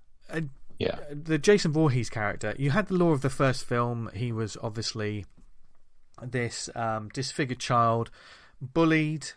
He ended up dying in the lake. His mother was so upset that she wanted to kill camp counselors and the sort of people she deemed responsible for it. The series then went on, you know, as it does. This made money, so we need to make more of them. And Jason himself became the character and was crafted into the walking bulletproof machine that we know. So you'd think there must be a raft of comics of this. He looks like a comic character. There must, you know, surely it couldn't be simpler to write something. I mean, following the theory you've got there is the you know, returning, you know, diminishing returns of just okay movie, bad movie, shit movie, really shit movie. Yeah. You think for people who are prepared to do that and just like rip the fucking money out of the pockets of the customers, you think there'd be a rocking raft of comics, wouldn't you? You think, definitely. Yeah. I mean, this character just taking advantage. As soon as they gave him that mask, once again, pop culture. How many times have you been at you know, there are bedside lights that are this fucking mask. Do you know what I mean? There's all kinds of things. Funko Pops out the wazoo. There's everything. Everyone knows the character. A lot of people have a fondness for just the setup now. That whole camp counselors, that whole people getting, you know, people turning up, getting a bit frisky and then murdered. You know, the massive cliche. It's a massive cliche. Yeah. So even if you're gonna, you would think there's loads of comics. Now, when I was looking into this, comics didn't really start for Friday the 13th until the 90s, which surprised me. Now, obviously, who did them then? What company? I've done a cursory glance at this. So, listeners, and if there's any people that are in the know, if they know of any earlier ones, please let me know. Topps Comics. Do you remember Topps Comics? Yeah, man. Yeah, I like Topps Comics. Yeah, they picked up the license, and his debut came out in July 1993. Was the first time we saw Jason Voorhees in comics. Which, if you think about because Jason Voorhees, the Friday the 13th series was around before Freddy Krueger. That was already, I don't know, that probably had like there was 4 or 5 films probably by that time. This was happening. And after Topps, it then moved on. I think there was a few sort of titles that came out. Avatar had it for a while. I remember seeing Avatar having it for a little bit. But the series that I chose to pick up and read, the one I was kind of interested in, was the Wildstorm series, which was 2006-2007 that year. It was a 6-issue series written by Justin Gray and Jimmy Palmiotti. Penciled by Adam Archer, inked by Peter Guzman, coloured by Johnny Wrench, lettered by Wes Abbott, assisted by Christy Quinn, edited by Ben Abernathy, and the cover, it said cover by Ryan Sook, or Sook. Okay, cool. This was, and that when I was looking through the series, this is a series that I think it was created for the trade, because that credit section that I just read out only appears on one issue. So, oh wow, okay. Yeah. So I'm thinking this feels like this is, it must be made for the trade. It's almost like they've made a trade and then just like pulled it apart and put a cover exactly, on it. Exactly. Yeah. This was a very interesting series, actually, because it did a couple of things quite well. It doesn't mess about with the deaths and some of the gore. There's lots of machetes. Obviously, Jason Voorhees, his weapon of choice is a machete. That happens a lot. There's a lot of decapitations, heads being sliced in half. Someone gets a car dropped on their head when they're just shortly after they're trying to fix the tyre on this Jeep. So it doesn't skimp from the Brew. And I will say that Adam Archer's art is really good for this series. It's one of those the clean line that when someone, and we've seen artists like this. I think, who was it? I think it's Cliff Rathburn, or I think Ryan. Is it Ryan Otley that does this as well? When someone gets cut down the middle, you can see the middle of them. You know, the interiors. Yeah. There's lots of that going on. So there was lots of stuff that really worked for this series. I just rattled along, but it was a slog in some points as well, because a series like this, if you're reading this, you know Jason Voorhees. Surely you know what it is. Well, you'll know after like 2 panels. Yeah. Or just from his appearance, you kind of know, don't you? But it doesn't really kick off till issue 3 properly. It's only, I think, at the end of issue 2 that people start really going. There's a side, they do some interesting things with the story. There's a lot more about like the origins of the camp, and there's sort of these dead, I think it's children in the lake, and children ghosts, and they do a little bit with that. But even that's kind of tangential. Yeah, it sounds a bit yawn, that, to be fair. And there is a point of, and there's lots of characters. There's too much dialogue in certain parts of this book. Okay. There was a lot of characters having big conversations about things. And I just thought, is this what we're here for? Do we want to hear, people telling this huge lore drop on something that, as we just discussed, the lore doesn't really take that much to, No, for Friday the 20th, there's not that much lore, is there? Yeah. I mean, what can you do with it? And you only need one person to sort of say it instead of one person to say it, and then they have like 5 pages of discussion about this, about how it's nonsense, or it's like this, that, and the other. So it was a dialogue heavy book, certainly, kind of throughout. It's overwritten, I think, which can be a problem with horror books, don't you think, gents? I think. Mate, totally, yeah. Especially when we're looking at the schlock and horror. We've got our popcorn. If we know Jason Voorhees is going to be there, let's see it. Why do people want to see a Final Destination movie? I think it's because they want people to die. Well, it's the same reason people watch Formula 1, isn't it? So watch people die. Fucking hell. But Jesus. Final Destination is like old school watching Casualty. These people kind of get upset and it's like, someone's going to have an accident. But they don't spend too long on the characters, really, do they? Time I fell on a Pringles tube. I don't want to see an X-ray of that as that happens. I got one. No, please don't. Although I do need to know what flavour. Sour cream. That's the kind of flavour. I'm not a big fan of the plain. Oh, you don't want to get one of them stuck up there. Right, anyway. So, it was an enjoyable series. But when it ended, I was left sort of thinking, oh, okay. Jason was there, he turned up, and apart from people talking about him, he killed some people and then just sort of went off. It was a bit murky around the edges.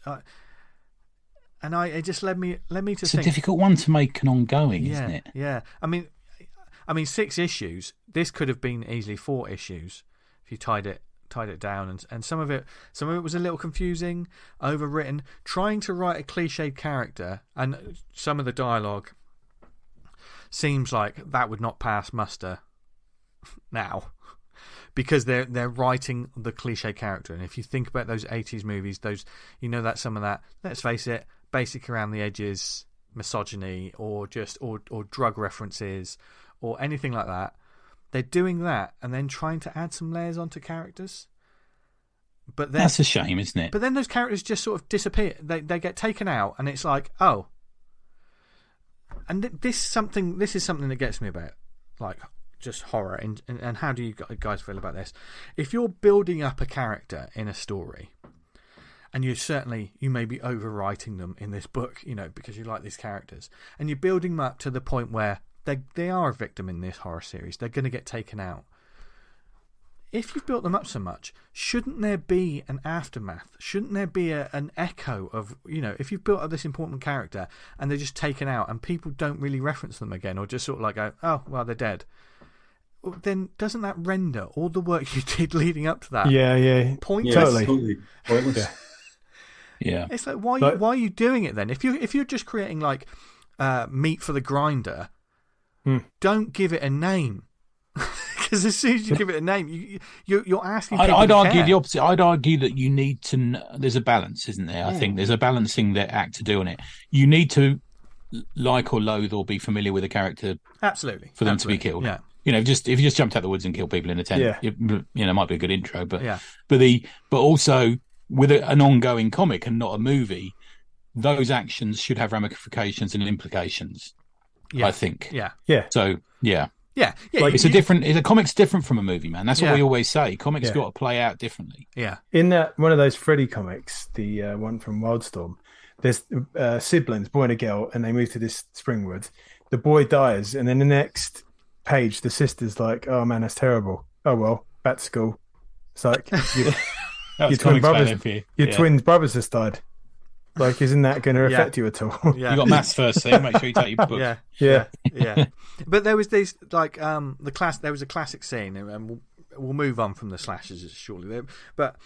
And I think it's a slasher comic sort of. It can be a problem with these sort of things. A group of characters in a room. They're talking obviously way too much. You know, it's very script happy. One of the characters looks out the window, gets murdered, hacked in the face, pulled out the window. They're like, you have the pages of screams, and then I'm not sure if the characters even close out the window or board it. They seem to have another 3 pages of dialogue about what they're going to do, but they don't really seem panicked. They're almost like having just a discussion about it.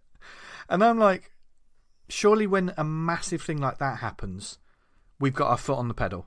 Things are moving fast and moving forward.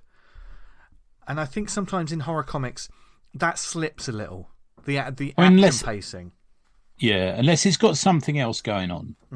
I don't think slasher movies are suited to comics. I'm going to make that big statement. Yeah. Unless there's something else. I at agree. play. I agree. It should work. For me, it should work, and most of the time it doesn't. Yeah, they need to have something like the one, you know, the suicide camp that we had the writer on for. There's more going on. There's a psychological depth to it that's going on there. That it's not just a slacker. Yeah. It's not just, a slasher movie. But with just a plain slasher movie, we enjoy the blood and gore watching a big movie screen, don't we? But I don't know if that works in a comic. Yeah. Not in a 6-issue run. Maybe in a one-off. Yeah, 6 issues. I think probably that, isn't it? Like, you know, a big oversized one-shot where, you know, if you're going to do a slasher comic, it's got to be stuff like that. I mean, repetition does play out well in comic series, and we've all been reading fucking Spider-Man for 50 years. But the thing is, it has to be more than just that. And like I say, the pacing, like that series. Oh, what is it? Is it We're All Gonna Die? No, what is that series? We loved that. I've forgotten the name. I know. I can't. I always forget the name of that. Yeah. But the pacing of that was absolutely glorious. A death was a cliffhanger in a book. It was also a whodunit, that one. Yes. Yeah. Yeah. Which I think is great. Whereas this one, this series just seemed to have an awful lot of characters that when they eventually like reappeared in the book, you think this is going to go somewhere. Oh no, they're just dead. So what was the point? What was the point of overwriting them in the first place? Yeah. So yeah, slashers, they can work, but most of the time they don't. You got to be able to play with perceptions and Yeah. what There's you got to think be is going to enough kind happen. of meat on Yeah. the bone Yeah. to kind of do something with it. Yeah. Do you know what I mean? With Friday the 13th, Yeah. I'd kind of be lost. Halloween, I'd kind of be lost. Yeah. I don't know what you're going to do with You've this. just got to be like, you've got to have basically a paragraph synopsis of here's the scenario. Let's go. Let's fucking go. You know. I think you've got to basically have somebody getting slashed up in every single page. Yeah. That would work. I think I was thinking about this in comparison to your comic, Dave. Actually, I was thinking about often in horror films you get a story at the start that you think is leading into the main story, but Scream's a good example of this, isn't it? You know, you get that story at the start of it where they introduce all these characters, but then they die, and then a few months later in the local town, you know, you get that, don't you? Yeah. And I know you pull the rug out of people with the first issue of Glass City, because when I think I said this to you before, you sort of you fooled me into thinking it was going to be about one thing, and then you switch into a different story. I think that's a really great idea. Yeah, I think it works as a sort of narrative style. Yeah.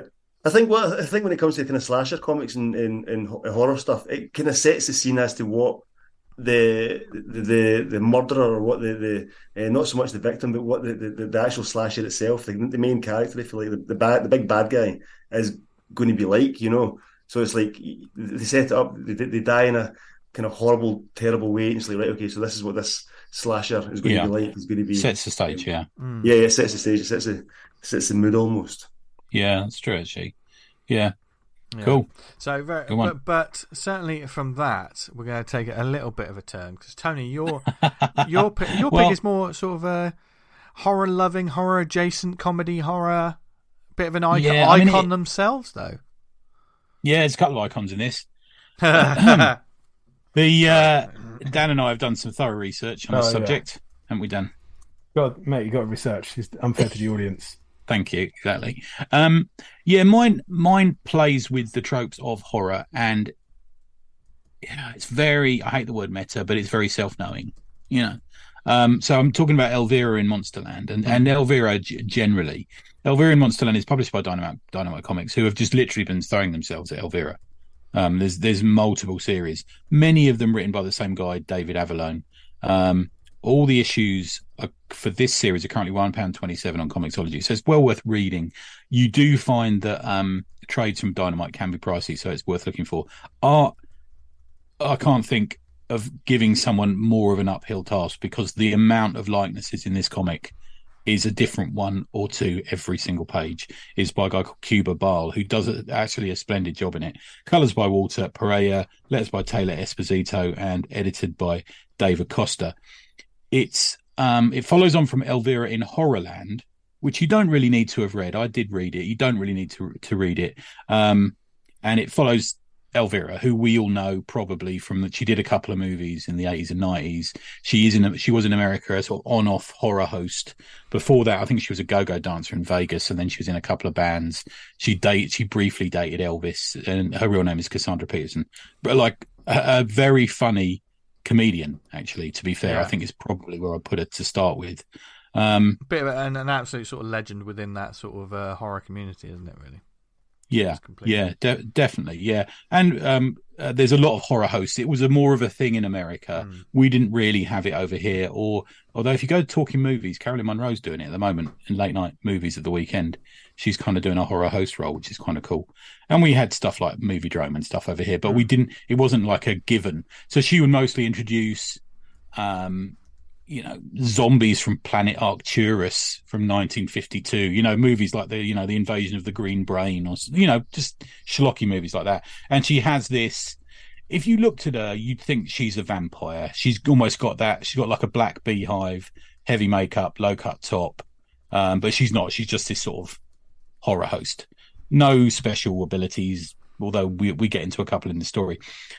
So what it is she is hired by a space-time cop called Nova Zone. You might recognise that name. With an agent who looks very like Peter Weller, wearing a suit and a Crombie.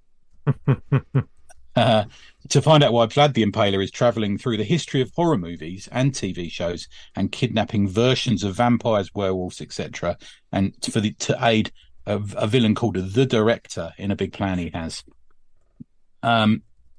Elvira is tasked to find out what's going on, stop him kidnapping these people and to foil the big plan. That's the overarching story. 5 issues. She's got this sort of magical knife that does help a bit. Every issue, pretty much, she fights Vlad the Impaler to differing results. So the first issue is vampires. The second issue is Frankenstein and his monsters, the various ones. Third one is werewolves. Fourth one is kaiju. And then the fifth one, I've got to tell you, which I really enjoyed it. Issue 1-4 I really enjoyed, but takes a massive shit on the series and is like fake versions of the MCU and DC characters. It's not very good. It does kind of finish the story, but what you do is you do get that. I know previously Cassandra Peterson has helped she's credited in some of the writing for this series. In this, she's just thanked. So they've kind of got, if anyone has ever watched the movies she's in or seen her on TV or anything like that, doing sort of in-character interviews, she's very sort of sparky, very sort of snappy. It's like she's like the horror host version of Spider-Man. She's always got a clever, snarky remark to make everything. Very likable as well, quite a likable character. Don't make the mistake of looking up David Avallone on X before you do. It might put you off it. That's all I'm going to say. But there's some interesting choices. They go through the obvious characters. So the werewolf one is Lon Chaney Jr., Teen Wolf, a couple of things like that. The Hammer horror one. So there's nothing like. There's no sort of niche horror movies. And as horror fans, we love niche horror films, don't we? It's almost like it's like being into bands, isn't it? The more obscure the band, the cooler you are, I think, with horror films sometimes. Yeah, I get that. So have you seen this? So I never heard it. I was this obscure South Korean horror. Yeah, exactly. Big time. Okay. Yeah, big time, innit? Yeah. It's the vampire one is probably my favourite of them all. We get Bela Lugosi, we get the Coppola version, but we also get, now this is a quiz for all three of you, who is the greatest representation of a vampire on television or movies? Dave, who would you say? Who is the best representation? Best representation of a vampire on television or movies? Yeah, that's the question for you. Who is, oh God, you've got me here, man. Well, let's go to the other two. You ever think, Vince? Go on. Go on, Dave. Well, the only one I think, the only kind of vampire movie I really enjoyed would probably be Blade, to be honest. Okay. So, Blade. Talk a bit about him in a minute. I'm not too sure. Okay, Vince? I don't know. What's the chap you said last week? I don't know. Who... Paul Naschy? No. Are we talking about a character or like the actor? What is the best version of it? Of a vampire on television, or I know you're probably going to say Twilight. Try not to. Probably say like Christopher Lee in Hammer horror films. Really, love Vince? that representation. God, in TV and movies. Could be either. TV and movie. Well, my favourite is certainly Christopher Lee in the Hammer horror, but I reckon for this. Ooh, is it Bela Lugosi? He is in it. Bela Lugosi. It's not Bela Lugosi. That's a good guess. It is clearly. I don't know why you didn't get this. The Count from Sesame Street. He turns up. He turns up and he gets friendly with her. Fortunately, she saved him, so he doesn't have to join the evil army of them. Her and Vlad plays basketball against Teen Wolf. Then they have an argument over what's a wolf man, what's a man wolf, and what's a werewolf. They're all different. Is that right, Vince? You know that? Hey, wolf's gonna wolf, baby. I'm not gonna label them. Okay. Bowles does absolutely sterling work in this, man. When you think. They even go to the Wolf of Wall Street because they're confused about trying to find wolves, and he tells them fuck off, and she says, "Oh, this is just a bloke who used to do too much cocaine." So it's quite adult in its ways. It's got that sort of funny. It's often a little too knowing. It's like my old theory is that the film industry, the only thing they now know about is the film industry. Yeah. And it's a bit like comics sometimes. All they know about is the film industry. But Avallone throws every single movie trope at a bar, and he does really well. I really recommend it for his art style. it's very good. There's a real fun to it. She is quite funny in it. There's a couple of moments that really fell flat for me. There's a moment where at the end of the issue 4 is the kaiju issue. At the end of issue 3, she's presented by this kaiju and she says, "Oh, like they say in Jaws, we'd need a bigger boat." And I'm like, "Oh, that's so cringe." Yeah. I mean, I wouldn't say that when I'm drunk. Never mind fucking. Do you know what I mean? It's one of those Yes, things. yeah. Yeah. And at one point he says, "This is worse than the last Gina Carano movie." And I'm like, "All right, mate, you're just showing off to your friends now." Yeah, it's like that sort of thing. Bad. Yeah. And she sort of references the writer throughout it, like, "Why are you doing this to me, Avalone?" and all this sort of thing. And I'm like, "Oh." It makes you feel like it's the writer speaking, not the character. Very much so. Yeah, very much so. It keeps taking you out of it. And in one of the other series, she actually bursts through the wall into the writer's room where he's sitting there at his couch writing, So there's a little bit of that. But for the most part, it's enjoyable. The first couple of issues are really nice. I really like them. I think she goes through the history of, so suddenly she's in like a black and white world. And she's like, "Oh, it's black and white now. It must be Bela Lugosi in this one," or something like that, And then she meets the vampire, the Gary Oldman from Coppola, and he says, "Oh, I wish I had better hair," and things like this. So she almost like takes them a bit out of the movie, and then they have to go back into it. And there's this interesting moment where at one point she says to him, "What happens when I go?" And the characters say, "Well, we just keep repeating the same thing over and over."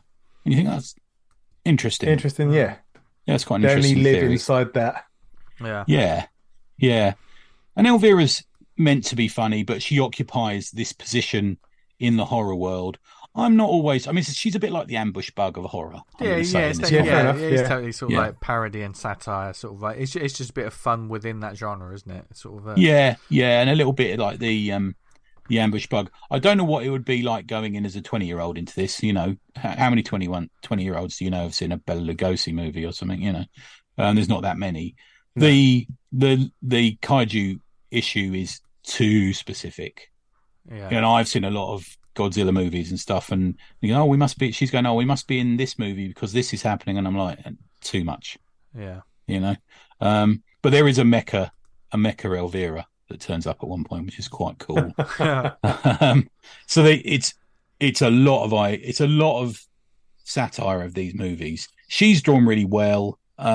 She's recognizable throughout. It's not her first foray into comics. If you go back to DC Comics, she kind of took over a horror book and did Elvira. Elvira was like the horror host in that. So she would introduce different stories. There's a great Mike Barron story, for example, in one of them and stuff. And that had some cracking covers. They get this for 3. I think it was only like a 9-issue run, but Brian Bolland did a cover, Bill Sienkiewicz did a cover, and Dave Stevens did a cover. So I kind of feel like those guys would have done it because they like the character. She must be, let's face it, Dave Stevens is all over those sort of characters, isn't he? Betty Page stuff he was doing, but she must be a fun character to draw. Imagine if you two guys, if someone came up to you in convention and said, "Can you draw Elvira?" You're like, "Yes, yes, son." Recently, sort of like Terry Moore did a wonderful sketch. I can imagine he'd be brilliant for that. Yeah, got that tone perfect as well. And being Dynamite, there's a raft of variant covers for this, including obviously the obligatory photo cover. I think she had quite a lot of photographs taken in. I mean, she's still alive, Cassandra Peterson. She's great. I mean, she had a book out a couple of years ago where she came out as gay, and everyone was like super supportive, which was lovely. Yeah. I still blame Eddie for not letting me get backstage and meet her at New York Comic Con last year. But I liked it on balance. I really liked the first couple of issues. It really had somewhere to go. I think by the time it got a bit tired, I almost feel like David Avalon, you can tell when he's a bit pissed off and writing it. It's just, the humour sort of drops a bit. Right, okay. Yeah, there's bits that are just not as funny in any way. But it was nice. You won't have to play much of a detective to work stuff out as you fall through it. You'll immediately recognise Teen Wolf, stuff like that. It's an interesting idea. I'm not sure it needs to be done all the time, because I think sometimes satiring something ruins the vibe you get of the actual thing. You think so? If you saw a satire of, if they did 5 movies about Freddy Krueger now satirising him, would it? Yeah. I've kind of had my fill after the first one. It's like I can see the shtick here. Yeah. It's like, yeah. And if you went back and watched the first movie, would it be quite the same? Yeah, I don't know. The comedy sort of loses it a bit, doesn't it? Really, when you stretch the joke out too much. That's why I always used to work with the big oversized sort of annuals or one shots where someone's almost going through different genres and just having jokes. It's definitely you need to get the tone right, because you're not looking down. Because Elvira was never, she always joked about these things, but she also loved the movies. Yeah. So and sometimes if you don't write that, are you just dismissive of the genre? As soon as people recognise that, you're dead in the water. You're absolutely dead in the water. So I think it's a tricky thing. Yeah, be careful about it too much. Yeah. If you read this and then you went back and watched Bela Lugosi, I'm not sure if it would be the same. Fair enough. But yeah, it was fairly fun. Dynamite. I say this every year. Dynamite are doing some good stuff. They really are. I mean, they used to be considered quite throwaway. They do a lot of pulp stuff that wasn't always brilliant. But I read sort of 4 or 5 books of theirs every month now, and I'm enjoying it. I think it's all right. Yeah. First one, Elvira in Monsterland. There you go. Nice one. Cool. So, Dave, obviously, your sort of pick was a character that was in comics, went to movies, and then came back to comics again. I say went to movies. They never stopped being in comics. That was a stupid... Was it a TV series as well? Or am I confusing that with The Crow? They did have a TV series after the film. Right, okay. I don't think I've seen the TV series. This is a topic I'm not really too knowledgeable about. So I was a wee bit kind of like, what should I talk about here? Should we talk about the character we're possibly talking about, or should we talk about the other TV show that I was thinking about talking about? The Walking Dead, for example. Right.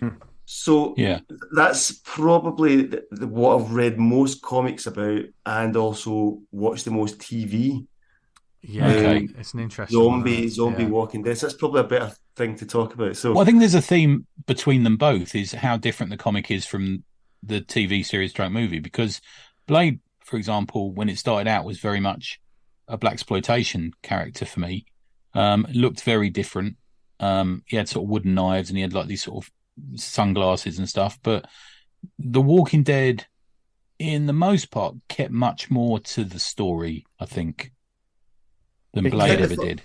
Yeah, I think season 1 of The Walking Dead, specifically, I would talk about season 1 of The Walking Dead. That was a scary, scary TV show. And I seen that before I actually read the comics.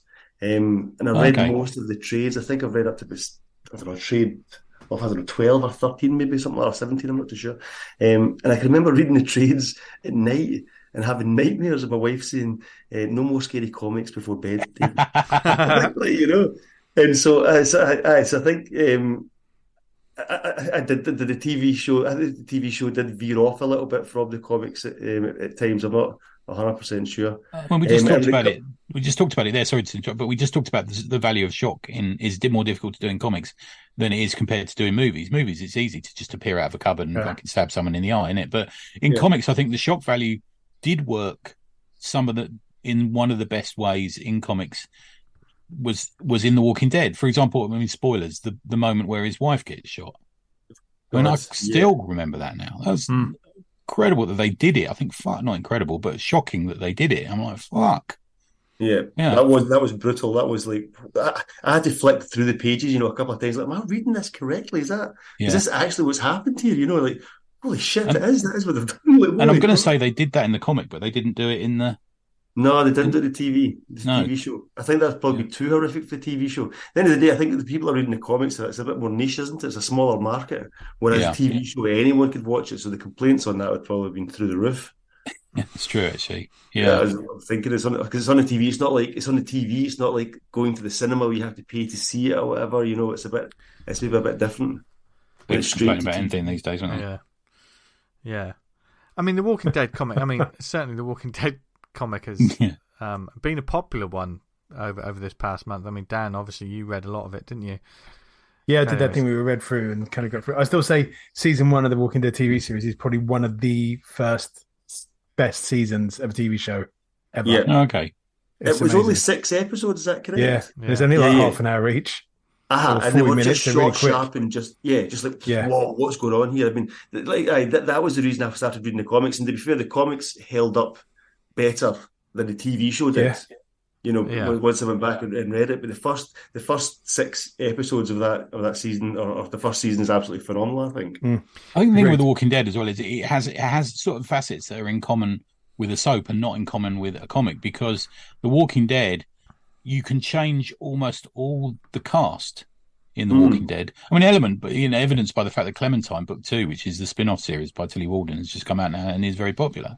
You can change every single character in that comic and it still keeps going because the star is the theme of it, I suppose. Yes, the setting. So you can how they get on with the zombie apocalypse in England or Australia or this different part of the US, and we're a different cast of characters.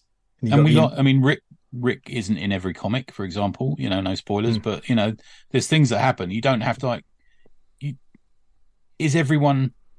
can everyone be killed in the comic, and can everyone be killed in the TV series?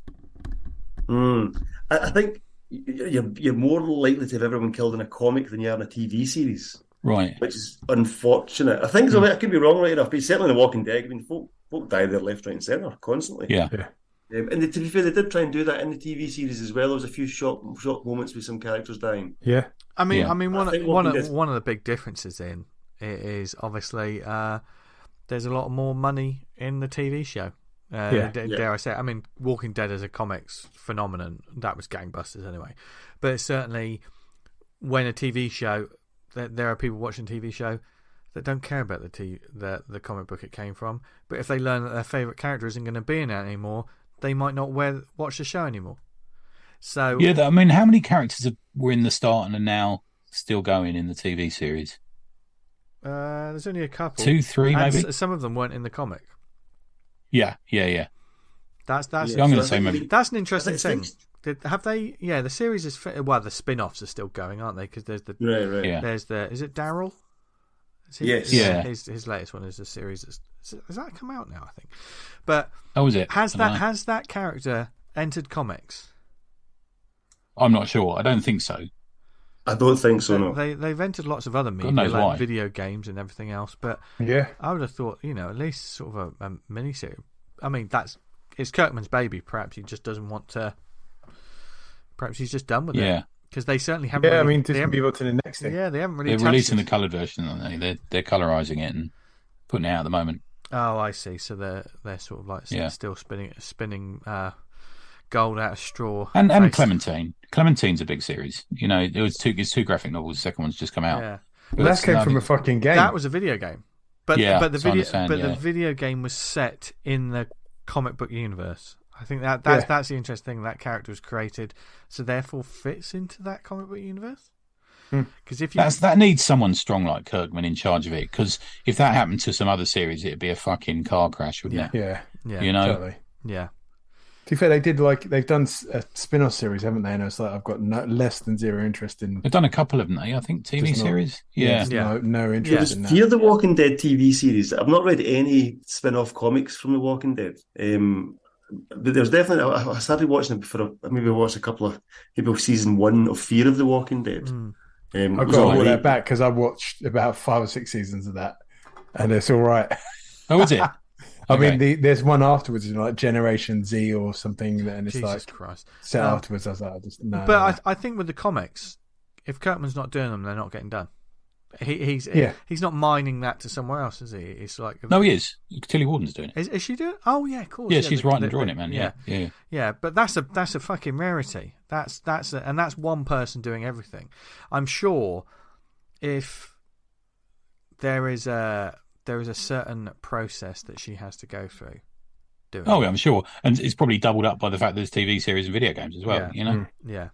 Yeah. It's all coming back to me now. But I mean. The Walking Dead is a juggernaut of the likes of which we will not see again. I know that sounds crazy saying it. Maybe not. But it's kind of strange situation we're in, aren't we? Yeah. Can we just touch back in the same theme, but touch back on Blade for a second? Because Blade is a character that appeared in not many comics. No. Became a very popular, 3 movies and a not so popular TV series and some other things. and then went back into comics and has never really got a foothold again. Mm. Even he's when a better movie character than he is a comic character. It's interesting that, isn't it? Or the character that is in the movies isn't really the original character, but it's been developed. And then when they've tried transferring that developed character back into comics, it's not. I mean, it might just be because of general sales at the moment. Yeah. But they've tried you read it, didn't you? About his daughter, Dan? Did you read that one? Yeah, I read it. I was expecting it to be absolutely appalling, and it was just bad. Right. Okay. Yeah. But I mean, they had him in the Avengers recently. He was a member of the Avengers. Oh, God, this sort of thing. No, it just hasn't taken. Like I said last week about the Midnight Sun stuff, there should be like a separate mini universe of the Marvel universe with Blade in it. I'm going to say probably that sold quite well. To be fair, the Midnight Sun stuff probably sold all right. If they did if they did a Night Stalker series now, and I loved the Night Stalker series when in the 90s when it was just like 3 of them. Hannibal King, there was Blade was one of them, and I've forgotten the Johnny Blaze was one of them. No, because there was another guy. They fought Ghost Rider and Johnny Blaze in the first issue. Right. What was the book? Was it something to do with what was that book that there was? Rise of the Midnight Sun. They did a big crossover. Yeah, there was a book, wasn't there? What was the name? They tried to bring it back a few years ago. I forget it now. Yeah. Okay. Well, they were the Night Stalkers, weren't they? Yeah, the Night Stalkers, and it was very much Blade was really cool in that. But he wasn't like the main character. If they did the Night Stalkers now, Blade's the leader of this team. And it was a team that didn't really have a leader so much when I... No, they were like 3 kind of blokes trying to work towards the same thing. Yeah, and yeah. Hannibal King. Hannibal King. Morbius wasn't the other one. It was someone else. It was a half... He was a half... The other one was like a half vampire. Oh, you're a half vampire too? Yeah. But yeah, Blade is one of... And of course that happened before the movies. And Blade became a different entity, didn't he? As soon as the movie came out. I think so. And well, it became the actor, didn't it? Yeah. So when he came back to comics, completely different, and obviously the publishers tried to, as they do, push that character down a lot of people's throats, and it hasn't done so well because I think Frank Drake. Yeah, Blade, Frank Drake, Hannibal King. Yeah. And I think is he the one that walked around with a great big like anti-vampire laser gun? That's the one. Yeah. That classic weapon. Yeah. Abraham Whistler and Abigail Whistler were also members. Yeah. Okay. Yeah. And of course, they were in the Blade movies, but yeah, that was a character that has been forever changed by movies. So when the Blade in the comics is now the movie Blade, really, in a sense, isn't it? Even if there's a writer taking on that character, they're taking on their version of the Wesley Snipes character. They're not probably looking at Tomb of Dracula. Let's see where it all started. Yeah. Well, I guess it's such a massive like imprint on the character and the way you're going forward. Like this is the way the character is, and this is the way you do it. Because it's very strong. And I think that's a great first and second film. You can argue which one's the better of. Third one you don't talk about. Yeah. But I mean, I'm not really interested in Blade comics, which is weird because you would. I think it's because it's the universe, though. I think you're right. I don't think Blade fits in with the Marvel universe. Yeah. If it was this Blade and like the vampires controlled all the world as kind of like a sub, they were like beneath the government or above the government, ruling everything from the shadows. And Blade's essentially the only one standing against that. That's a fucking great premise. I think the Avengers is evidence of that. They got him on the team, so they had a storyline which was war with the vampires. Oh, yawn. Yeah. I don't know, when you got like Thor and Doctor Strange on your side and you go up against vampires, it's not too much of a problem. Yeah. I don't know, I like Thor fighting the Wrecking Crew and not fighting. I don't know. And also, was he a member of the Avengers? Yeah, for me. He was a member of the Avengers at one point. Exactly. I was a member at one point. I mean, exactly. For me, this is just the grumpy old man backseat driving. But I would have thought that keep that character in their own little universe. The Avengers have this level threat that they don't understand. Who do they go to? Oh, it's that person. Rather than, all right, who have we got in the Avengers that's Blade's quite good at this, isn't he? Do you know what I mean? It's like fucking everyone's an Avenger. So subcontract the work out. Yeah. When everyone's a member, it stops being important. There you go. We've got a magic country. We call that Doctor Strange. Like, oh no, he's not around. Call that Doctor Druid. He's all right. Yeah. God. Not quite as good, but yeah, it did. Yeah. But there's been so many comics to movies to TV series and then back again. They will always be intrinsically linked, but as long as there's good comics somewhere in the mix, we'll be happy. That's essentially, we just want to read some good comics, and hopefully we're always on the lookout for recommendations. So obviously we've talked of lots of different angles of this sort of genre and adaptions and all kinds of stuff. You got any particular highlights that you want us to have a look at, or some gems that we may not be aware of? Because we always hit on like some of the mainstream ones. The Alien adaptation always gets mentioned. That's always one of the daddies, isn't it? I was going to say, on comic film adaptations kind of done now. You don't really get them. Yeah. And certainly... Oh, I don't know, man. I mean, Star Trek and Star Wars comics are still massive, aren't they? But they're they're not interpretations not adaptions of the film. Yeah, I see what you mean. Yeah. Okay. Yeah.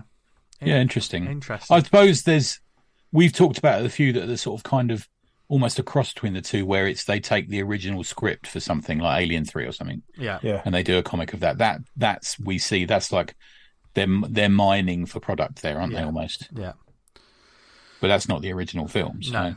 Yeah, I struggle to think as a money-making tactic, a promotional tactic. The tie-in comic is just a done deal on a film now. There's nothing in it. Yeah. Maybe just go straight to Brazzers and start doing adaptions of those. Absolutely, yeah, with like embossed covers. Anyway, if there's any, you're fucking printing money. This is gold. Yeah, cut that from the show. Yeah. Have you seen that TikTok of the dude who's given his mum a Brazzers hat and told her it's an ice cream company? Oh my and she God. wears it. Absolute swine. Did you, Tony? Did you used to say it was a TikTok? Yeah, sorry. What the hell? I saw it on Instagram. My I don't God, know. a TikTok that you saw on Instagram. Oh my God, what's happened to Who Tony are Esmond? you? Who are you? He's a pod person. I was attracted to it because of Brazzers. Yeah. Speaking That's of what I'm searching for. Back to normal. Speaking of pods, it's time to get on with the rest of this podcast. And do we have any shout outs this week? Should we go to the guests first? Have you got any shouts? We'll do recommends in a second, Dave, but have you got any shouts? Yeah. So I've got a couple. So the Brew are doing a comic art fair in Dunfermline. So DCAF, Dunfermline Comics and Art Fair, which is shit. I can't remember when it is. The end of November sometime. Okay. For Scottish Comic Book Day. So a wee shout out to that. That'll be quite good. It'll be all comics focused. There's tons of good people going there. I think Johnny Cannon's going to be there. I think Steve Ingram, Jim Alexander, Colin Maxwell. Oh, there's tons of people. Yeah, actually. I saw that. I thought that looked quite good, man. Yeah. Where is Dunfermline? I don't even know where it is. Is it south of Glasgow or? No. God, man, is it east of Glasgow? Closer to Edinburgh. Really, it's about an hour's drive from Glasgow, I would say. Right. Okay. It's a nice wee town. It's pretty. I've been up there a few times. I'll be driving up and driving back. I don't think, because I'll be at the Thought Bubble the week before, so I don't think I'll be spending too much time. But it'll be a good event. And I had a review. Jeff the other day took a video of the venue, and it looks quite creepy, actually. To be honest, it's a strange place it's going to be in. So I'm looking forward to that. You lot drink like the Queen Mother. Every time I go to Scotland to go to a comic festival, there seems to be like large amounts of booze. I remember after Glasgow, leaving you at a bus stop after we'd had about 20 pints in a pub, and I'd got a shoulder massage, if you recall. Okay, yes, I don't remember that. Not of you. All right, okay. Yes, I had a few pints that night. That was a good night, actually. It was a good night, yeah. Yeah, it was. Yeah. And then I'd just like to shout out the Slack chat, to be honest. Hey, so thank you, mate. Awesome people in there. It's a great place to be. Nice and chilled out. Yeah, good conversation going on in the Slack. Loads of good stuff in the pound shop today. I know you snapped some up, Dan, didn't you? Yeah, I couldn't believe it was sitting there for so long. And I was like, I'll have that. The pound shop is excellent. Sometimes I deliberately don't go on there, because I'm like, I can't spend any more money this month, you know. And there's just hundreds of good stuff up there. Gary Watson's always got hundreds of good stuff going up. Yeah, I've got like about 15, 20 books to put on there. But it's just another one, yeah. In fact, sorting out and posting it all. Matt Bunce sent me up for the price of postage The Bogeyman Manhattan Project. Oh, right, man, yeah, that's yeah. great. Yeah. And issues 1, 2, and 3 of the original Bogeyman run from Fat Man Press. Oh, It was nice. for the price of the postage. I couldn't believe it. It was absolutely brilliant. Yeah, it's good That's stuff, awesome. man. But yeah, Yeah. it came within like the very next morning. Oh, I saw you say that. It's was already amazing. arrived or something. Yeah, Ah, it yeah. was amazing. And I know So yeah, you got a load of Savage Dragon down today, didn't you? I did, yeah. Going to sort that out. I've got my, going to sort that out after the show. But How are I'm you going to gonna get that that in the house? You planned? Just going to bring it in, gangster style. Through the front He door. said she'll never listen to this. No, listen to this. I ain't got the door opening sound effect. You know what I mean? He's looking over his shoulder. He isn't is he? still looking over his shoulder. Nothing when talking about comics. Yeah. When talking about comics. Okay, all done, Dave. yeah. Sorry, that's me. Yeah, just those Nice two. one. So speaking of Matt Bunce, he's very kindly auctioning off some original art pieces he's collected to raise money for our DUI Mind fundraiser. Good lad. If you give Matt a shout on the Slack, or I think you can find him on Facebook. I'm not on Facebook anymore, but you can find him on Facebook and have an ask of what he's doing. But we're sort of bidding on it at the moment. I think Eamon might have the highest bid at the moment. Looks like Westerns are on the comeback. In fact, I'm about to talk about one. And again, both of them at the moment by industry veterans. And you can go over to Zoop like I have and back Fargo, Hell on Wheels by the mighty Howard Chaykin. Looks fucking great. By our buddies over at Zoop. I actually am so looking forward to it that I bought a couple of the paperbacks that it's based on from the I think from the 70s and read one this week. Just brilliant stuff, real good stuff. Grave Circumstances is the webtoon from our buddy Neil Johnson and Irene Fanta. Neil's a really good cartoonist, actually. We always see him on the Drink and Draws. Really interesting style, and this is genuinely really funny. So go and have a look at Grave Circumstances on Webtoons. I actually managed to look at Webtoons. I'm a changed personality. You can find the link on the Slack. Pod person, if you need it. Another chat to me. I was chatting to Rob Hardigan this morning, and both he and I have gone in on Global Comics, our previous guest. $9.99 a month. Got to do this and treat yourself over Christmas. The amount on there you would not believe. And me and Rob were talking about how this is, potentially a game changer. There's a lot of talk going on about the price of comics at the moment, and some of the companies are releasing books a month later on Global Comics, which is quite an interesting tactic. Yeah, totally. And as a subscription, you get. I mean, I could sit here all day and name all the publishers, but Image are on there, Boom are on there, Archaea are on there, Avery Hill are on there. There's loads of people on there. It's well worth it, I think. There you go. They're the mines. Amazing. Dan? I've got a couple. One former guest on the show, Ross Radke. He looks like he took an injury over Halloween, and a small short film plays out over his tweets. So go check him out. That's at RTRADKE. That's Ross Radke on Twitter. Go check that out. That's a fun little skit. Tony mentioned it earlier in the show. The Meg City Book Club episode 239, Robocops, with Luke Aldred and Conrad Layden. I'll be listening to that probably tomorrow. All going well. We've got No Brainer 1 to 5, a solo comics anthology by our friend Neo. They're already storming it, issue, yeah, smashing it. The 5th issue of the solo anthology from Edison Neo, 44 pages, 3 stories, and lots of fun. That's going to be great. Back that. That's smashed it through. We've got the winner of our Viz quiz. Hey, nice one. The question was, what were the qualifications of Fulchester FC's scientist striker? And it was, the character's name is Wolfgang von Schnell, and he has a BSc and a PhD, which is the Bachelor's of Science degree, and a Doctorate of Philosophy. And after researching it, it was named after an actual Wolfgang Schnell, who was a German professor of applied genetics and plant breeding. And if you listen to the show, that was also the one of our guests, one of the creators of Viz. Oh, of course it was. Yeah. He was talking about that, wasn't he? From that video we'd watched him. Yeah. Are you going to email the winners? Are you? Yeah. I've got a guy named Andrew emailed in, got his answer there, and we're going to sort that out. Get one of the annuals out to you. Nice. Real work. Nice work, man. Good. We was running a Halloween contest. Yes. We picked the winner on that. There was a lot of back and forth.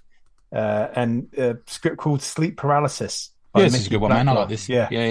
There was about 3 we had in contention. There was like, these are really good. And Mickey's got picked out, and that brings us around to the shameless self promo. I've got a comic on Twitstar at the moment. A comic on Kickstarter at the moment. Yeah. Twitstarter. Twitstar. That's me. It's late. It's 10:10. It's not. Don't think like that.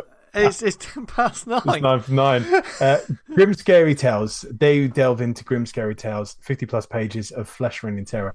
I say 50 plus because if it gets over a certain level, we're going to add another 3 pages of comic. It gets over another certain level, we're going to have another 3 pages of comics. Yeah, you're 69 quid short of the total, man. Yeah, so we're only a little bit shy of that. It's got me, Damien Edison, Kieran Squires, a whole bunch of other creators put together this horror comic. Looks great. Yeah, we're going to punch out. Hopefully get it in your hands ASAP. So it's been a lot of fun working on that. So go check that out, Grim Scary Tales. And I think that might be the... Cheers, dude. We've got... There's a little bit of the Elvira about that cover, which is why I like it as well. Me and Damien, we've got 3 covers, one by me, one by a friend of the show, Ian Ashcroft, which is absolutely amazing. And me and Damien teamed up on issue 3's cover, which is a bit cheeky. So go check that. I think that's it, apart from Get DUI comic. Yeah, go and buy that. .bigcartel.com. Still a couple of issues left, so go and get that. I managed to sell one at work. And nice one, man. Yeah, me too, actually. I sold it to a lady at work, and then she asked me to sign it, which is a bit embarrassing. Yeah, so I'll do it anyway. Well, everyone watching will I sign. I should have mentioned DUI 3, actually. See the first 2 stories in that. They are amazing. They are just off. So you were saying you sat down and read it all through the other night, didn't you? The whole thing from start to finish, couldn't put it down. It's good stuff, by man. far one of the best stories I think I've ever read. Oh, hey, nice one. Yeah, Eamon's pulled a blinder on that, as everyone who's done it for free. Yeah, very kind of everyone. Yeah, nice. Boom. So from that huge list of comics and comic initiatives that you need to check out to the recommendations section of the show, and as always, the guest goes first. Dave, what would you like to recommend to our lovely listeners? Well, I've got a quick question. Are we sticking with the horror Halloween? You can talk about whatever you like, man. Whatever you like. Well, I could possibly shout 2 then. Will I do 2? Can I do 2? Sure. Yeah. Okay, so the first one I was going to talk about was you actually mentioned it at the start of the show. Was Slaughterhouse Farm. Oh yeah. By Hellbound Media. I chose that just because obviously it's Halloween, slashers, all that kind of jazz. I thought it fitted in with the theme. It's mad. It was one of these books, so it's like the basic storyline. It's a couple of weeks since I've read it, right enough. It's basic storyline. Guys are going on a camping trip, like a bunch of underprivileged kids or whatever, going on a kind of camping trip, and they're driving up. And one of the starting scenes, I don't know if I want to spoil it, but you know what I'm talking about, where they're driving past a farm, they're driving past the field, and the farmer's in the field with the pig. And you're just like, all right, okay, so that's where we're all going. Been there, Dave. Yeah, what's that? We've all been there, mate. Oh, well, maybe you. It just kind of carries on that theme of just being absolutely out there insane. There's blood and guts pretty much at every single turn. It's a wee bit of a twist at the end. I've actually also got Slaughterhouse Hospital issue 1, which is the follow-up to it. I've not read any more of that right enough, but Slaughterhouse Farm by Hellbound Media. I would definitely give it a read and a look through if you're into slasher horror comics. It's blood and guts from start to finish, and there's some wild things going on throughout. Nice. It always reminds me. I always think of them as like the comics version of the people who did those movies, like Evil Aliens, and all those sort of movies. They just don't give a fuck. You can tell they love the medium, but they just fucking go for it. Yeah. It's, anything goes. That's what I got from reading this book. It's like I said at the start, it's just shock factor from start to finish. Yeah. And it does shock you. You're like, oh right, wow, okay, fine. Artwork's all right. There's nothing wrong with it. It's pretty good. It's black and white throughout.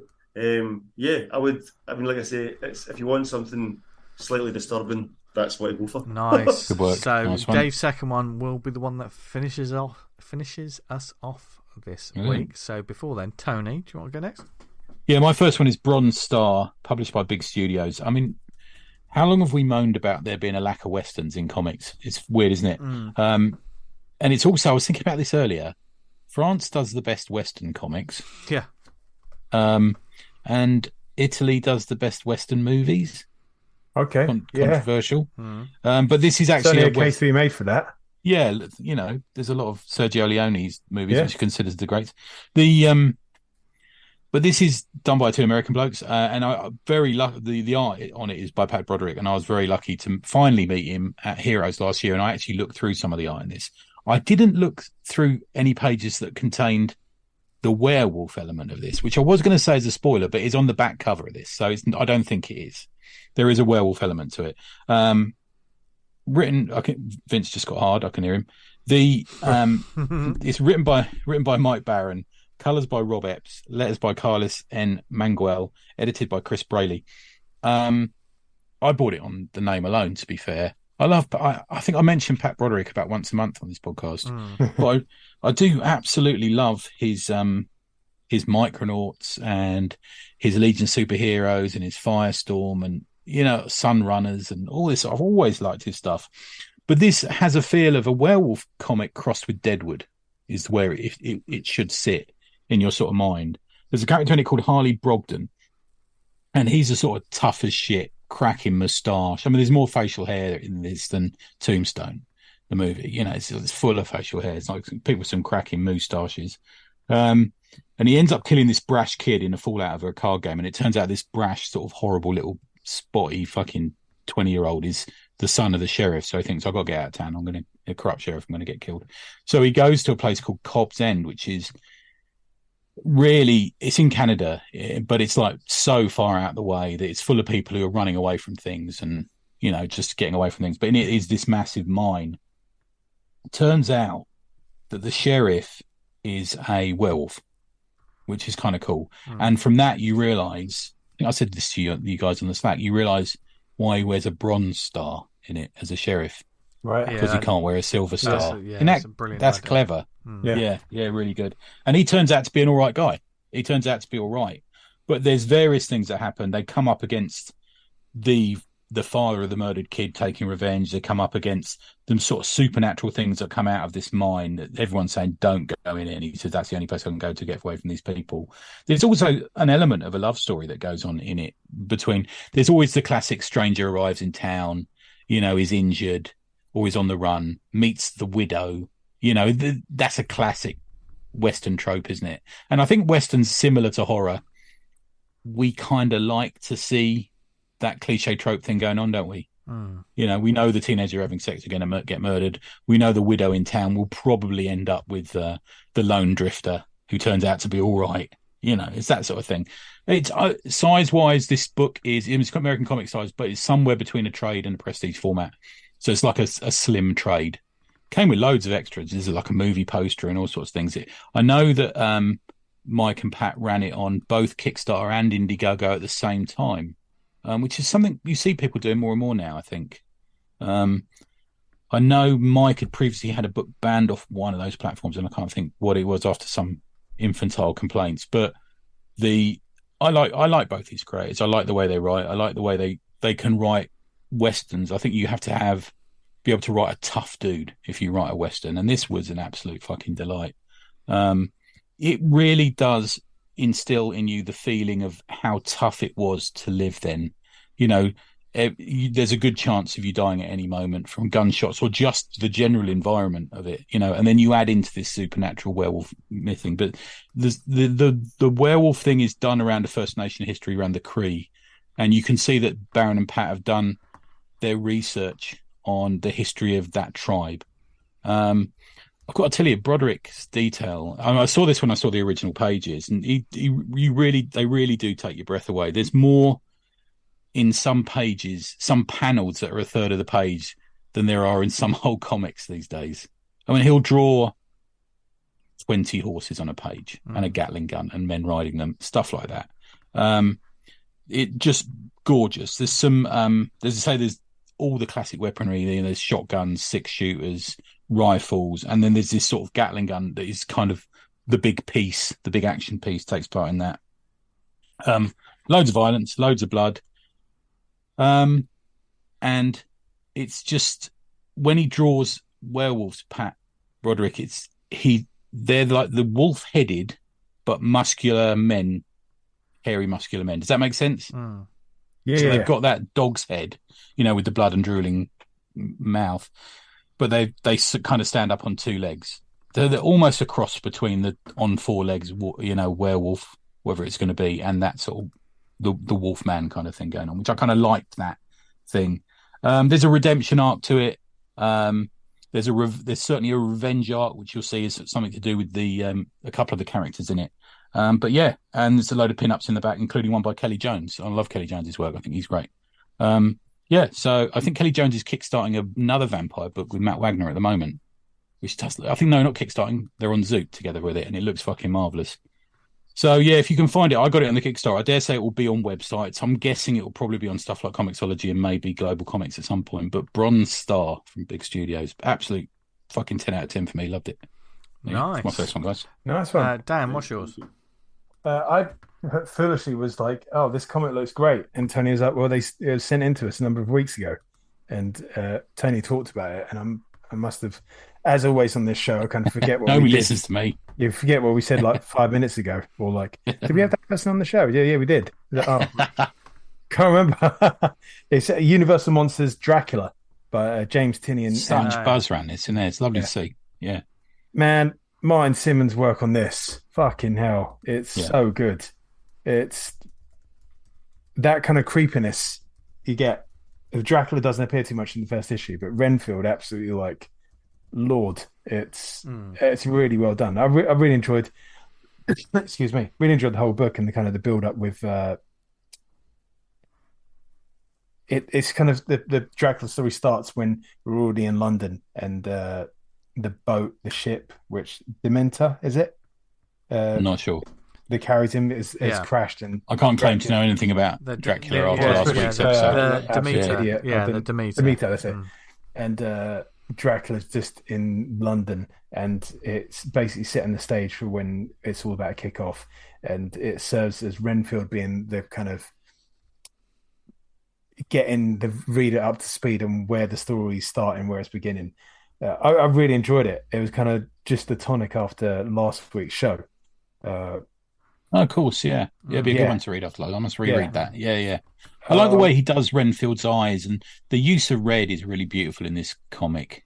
Yes, There's significance to it on every panel that it's in, There's kind of like the spattering and spurt of blood. It's the colour red really hangs heavy, and there's a real kind of symbolism throughout. It's just Martin's just an absolute tour de force when he goes from strength to strength for his artwork. Great seeing it. Yeah, absolutely love to see it. And the kind of I'm not sure how he's working. Is this digital or what? I think he does a combination of all of them, but whatever he's doing is really working. I'm really, really enjoying it.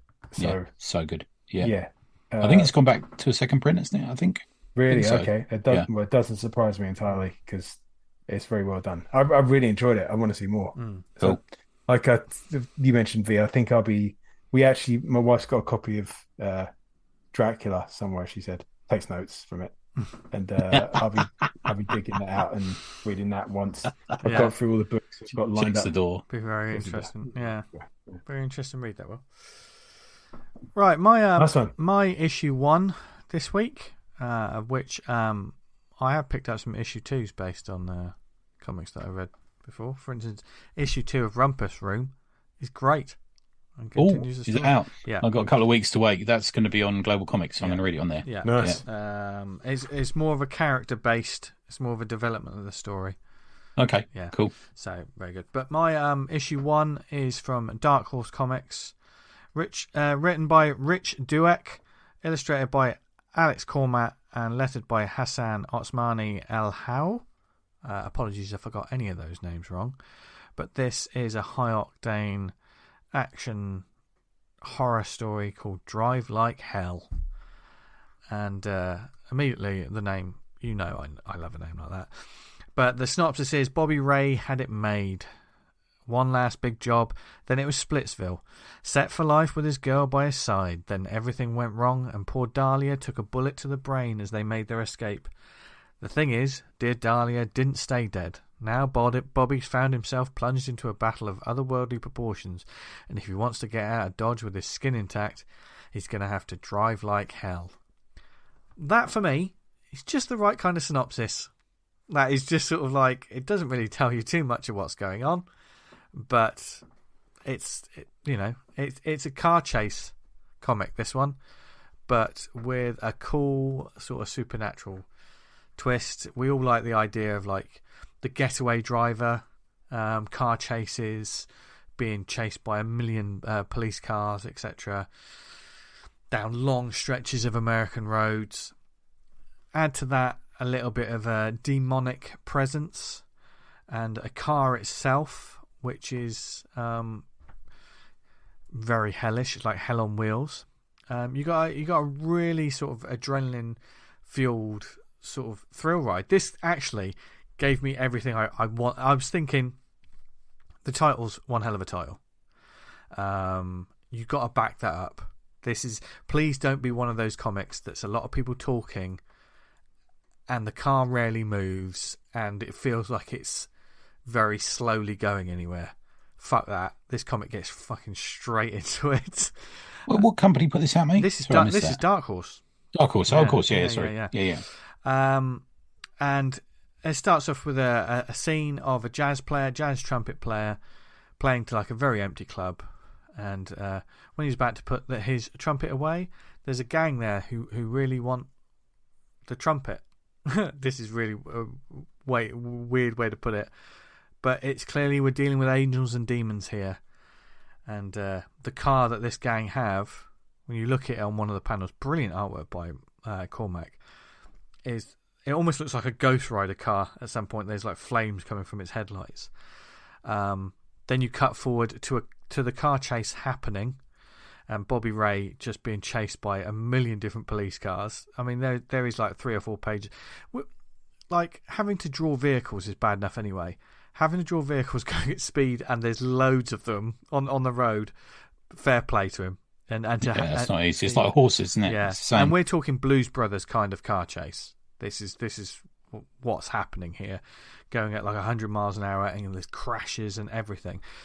And all the while, Bobby has a corpse sat next to him, and then all of a sudden the corpse starts speaking to him, and he's like, "What the hell's going on?" And we find out that Bobby stole that. You know, he needed a car for the getaway. They're planning this bank robbery, and he needed a car, and he was outside this place, and he was like, "That is a cool muscle car, that one." And unfortunately, which car do you think he stole? The demonic car that immediately is like super fast. So already you've got a badass looking muscle car that he's stolen and he just thinks is great.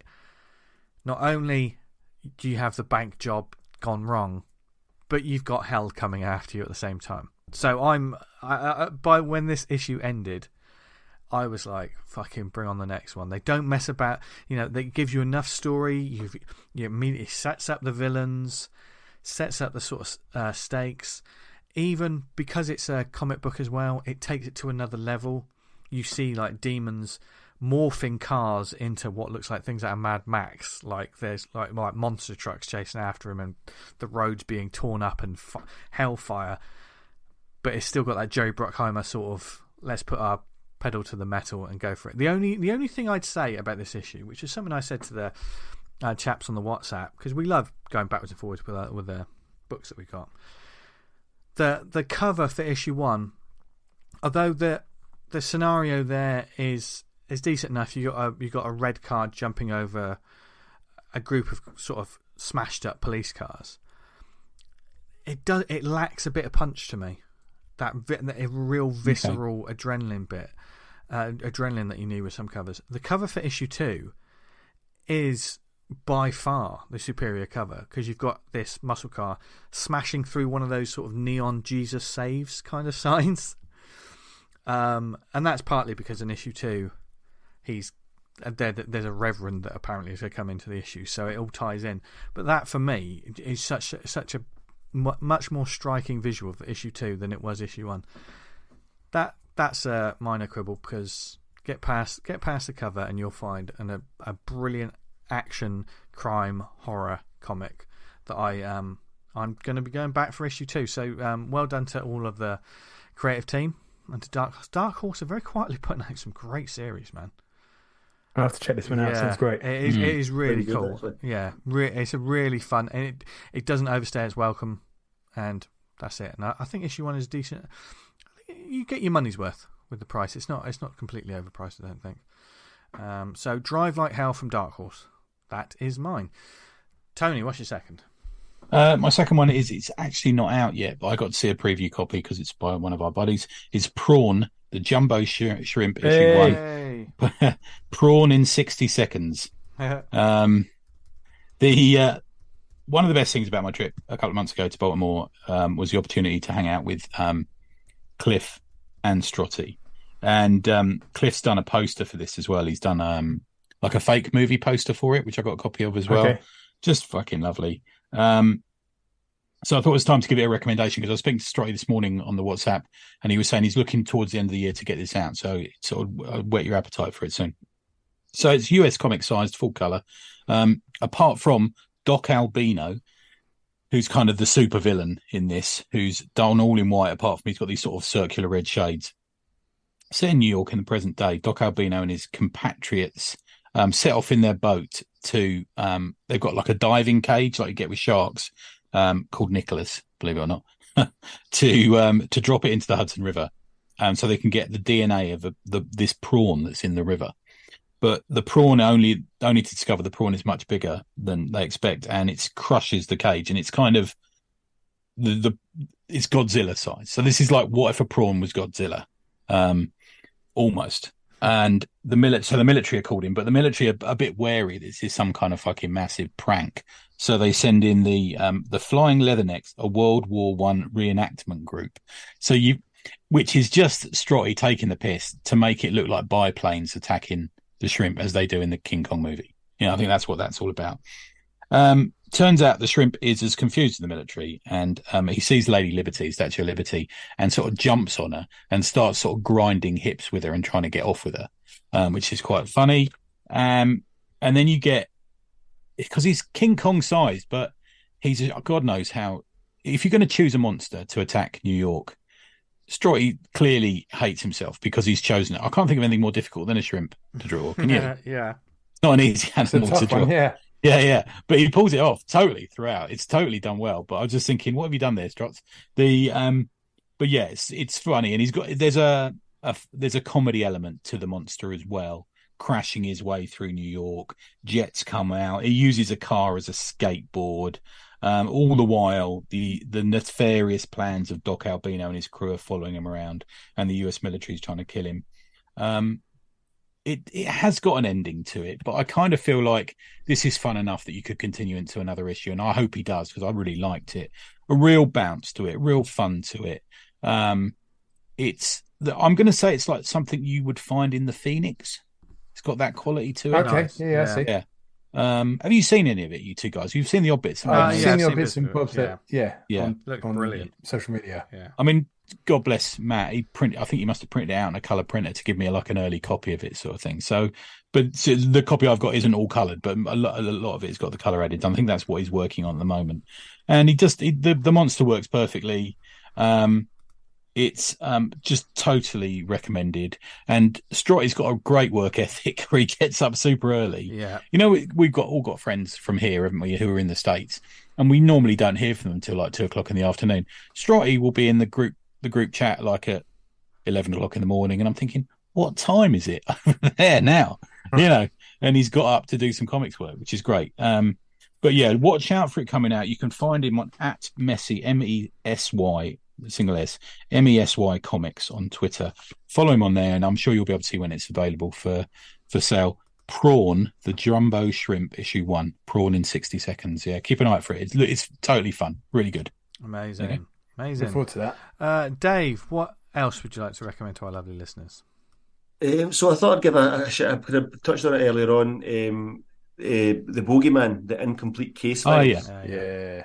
Have you guys read that? I read it when it came out Ages originally, ago, but yeah. I haven't read the new collection. Did you get the new collection? Did you? Or... I got the new collection, yeah. So it was just on Kickstarter. So it's the Bogeyman by the Incomplete Case Files, which I think collects 4 stories in total. It's missing one, isn't it? I think it's missing the Manhattan Project. Yeah. And that's the one set in America. It's by John Wagner, the late great Alan Grant, and Robin Smith. It was first released in 1989. It's set in Glasgow, and it was released in 1989 for 1990 when Glasgow was the City of Culture. It was given that kind of award for City of Culture or whatever. For the first 4 or 5 issues, I think it was, the Bogeyman of the same title was released then, and then the other ones came out, like the other series came out in 93, I think, and in 2000, early 2000s or something like that. And it's just phenomenal. There's a film as well with Robbie Coltrane. Yeah, I forgot all about that. Yeah, I don't think it's very good, to be fair. I might actually watch it after the show, to be fair. Yeah. It's just, it's something I've never, it's just such a mad concept. The artwork, first of all, is amazing. Robin Smith is brilliant. John McShane actually published the first run, said to us last night, he's like, Robin's not from Glasgow. You can't be a Glaswegian and draw Glasgow. I was like, all right, okay, fair enough. And it's just, I don't know why that is, but the artwork is amazing. It's one of the nicest looking books I think I've ever read. There's a lot of sight gags in it as well. I remember there's one point where he's on a bus or something, and written on the back of one of the seats it says, "My mum knows Ruby Murray." And I sort of just fucking love shit like that. Do you know what I mean? Just little in jokes. There's so much stuff like that. I mean, the end of the first one. So at the end of the first one, he's beating someone up with a frozen turkey in a Tesco bag.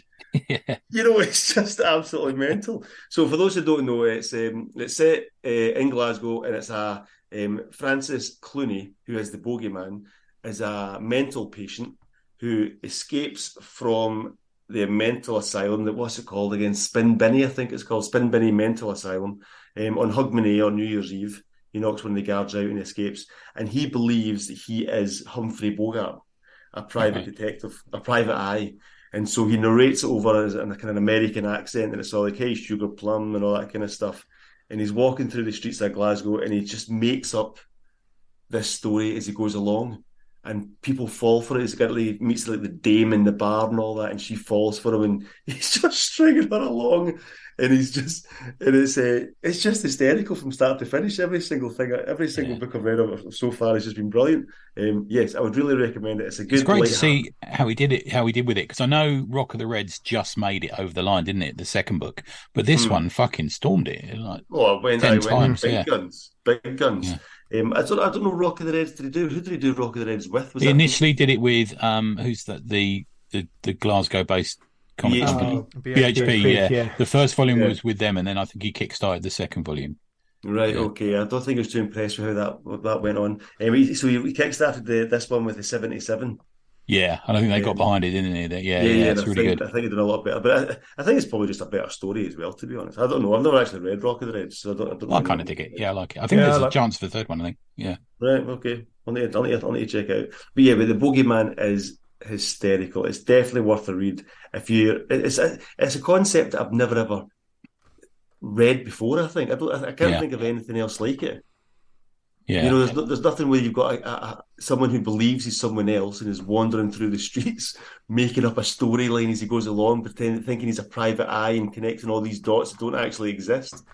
You know, it's in a comedy way, and it's just really, really good. I would highly recommend. Because I think for many years, it's a bit like one of those lost projects. I remember when we met him at Leamington, he said he had a pile of the old trades there, and he went, "This will never get reprinted."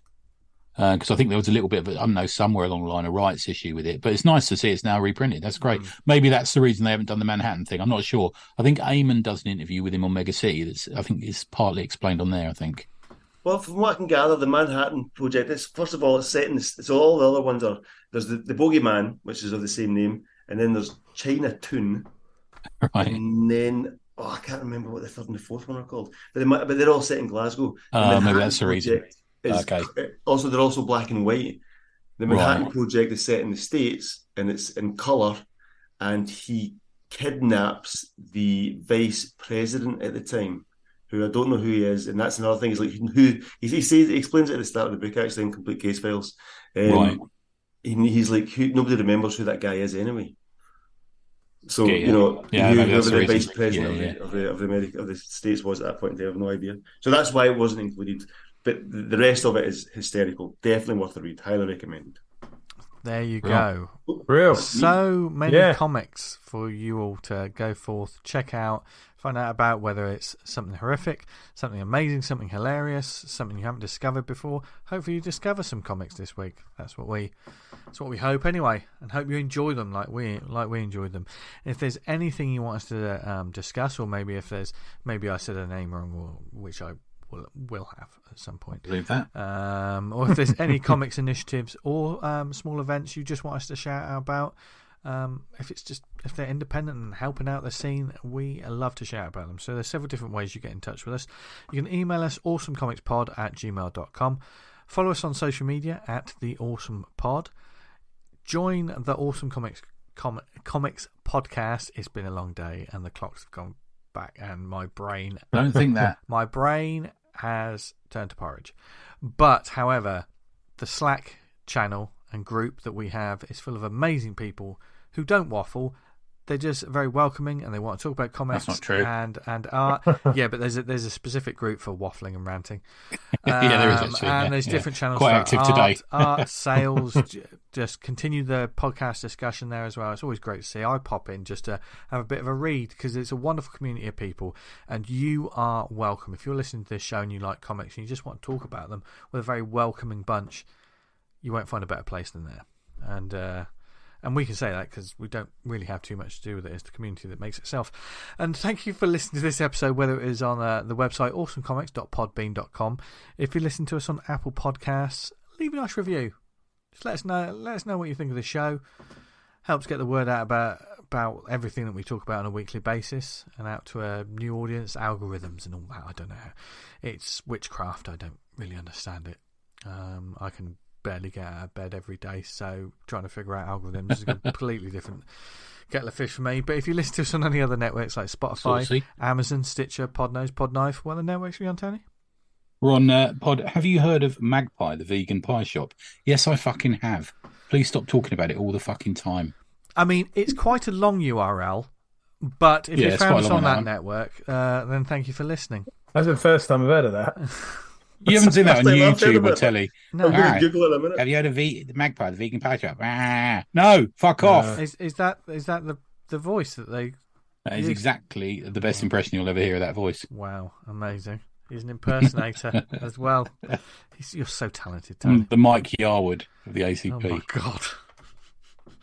He couldn't. Do you remember Mike Yarwood? He'd just go, now I'm the Prime Minister, and he put a pipe in his mouth. I'm the Prime Minister. Yeah. Same voice for everyone. God. Yeah. God. Yeah. But when you became Green Arrow, you were a completely different person, Tony. Anyway. They promised to come back to us for another one, didn't they? Do you remember? We haven't heard yet. Yeah. I wonder why that is. I'm down for that, man. Yeah. I was meant to be an inscrutable person. Yeah. You remember? Yeah. Cannot screw him. Pardon? What? It's inscrutable. Yeah, well. Yeah, it's a good point. Saying that. Where can people find us online, etc.? Tony? Neveronanything.com. Yes. Dan? You can find me. You can read Vanguard at vanguardcomic.com, and don't forget to check out Grim Scary Tales on Kickstarter now. Do it. I've got to enunciate my words because I'm fucking everything up. Yeah. Do it. We have, and you should too. You can find me on social media at Jester Diablo, and the wonderful Dave Cranna. Thank you for joining us. Yes. My Cheers, friend. Dave. It's been Hey, awesome. Thanks, man. Pardon the pun. It's been pleasure. awesome. But where can people find you and your comics? Probably best to go to Instagram. So Glass City Comics at Instagram, and you can get links to my shop and all that, and my Substack and stuff, all on my bio. So enjoying your Substack, man. It's one of my favourite ones. Oh, you always you. write some interesting stuff on there. Yeah. Nice. Yeah. I just like to write stuff. That's basically why I do it. Nice. Nice. Yeah, good. Nice. And we like to make this show because we like talking about comics, and we hope you enjoyed it. Wherever you are in the world, have a brilliant Halloween. Stay safe out there, wherever you are. Don't take candy from strangers. But do indeed read some great horror comics and spooky comics. Enjoy the final for the spooky season before everyone decides that Halloween isn't cool anymore. Side note, it's always cool. And we eventually start talking about Christmas. I love Christmas. I know. I just want Halloween to be bigger and bigger every year. Me fireworks too. night yet? Me too. Oh Yeah. God, fireworks! Don't get me wrong. My dog doesn't like exactly. fireworks. If you got pets, you hate fireworks. But we love you, lovely people. I'm still on my quest. Why was Guy Fawkes ever considered a villain? Look, we're going to talk about. Burn down Parliament, Dan. It's like, look. What, exactly. Let me just If it came out now, have it'd a brilliant week, everyone. Be the hero of Twitter. Read loads of comics, make loads of comics, and from Dan, Tony, Dave, and myself, what should they do, guys? Stay awesome. Stay awesome. Excited there. Yeah. Bye, everyone. He's back. Bye. Thank you. My secret, Dan, I was never gone.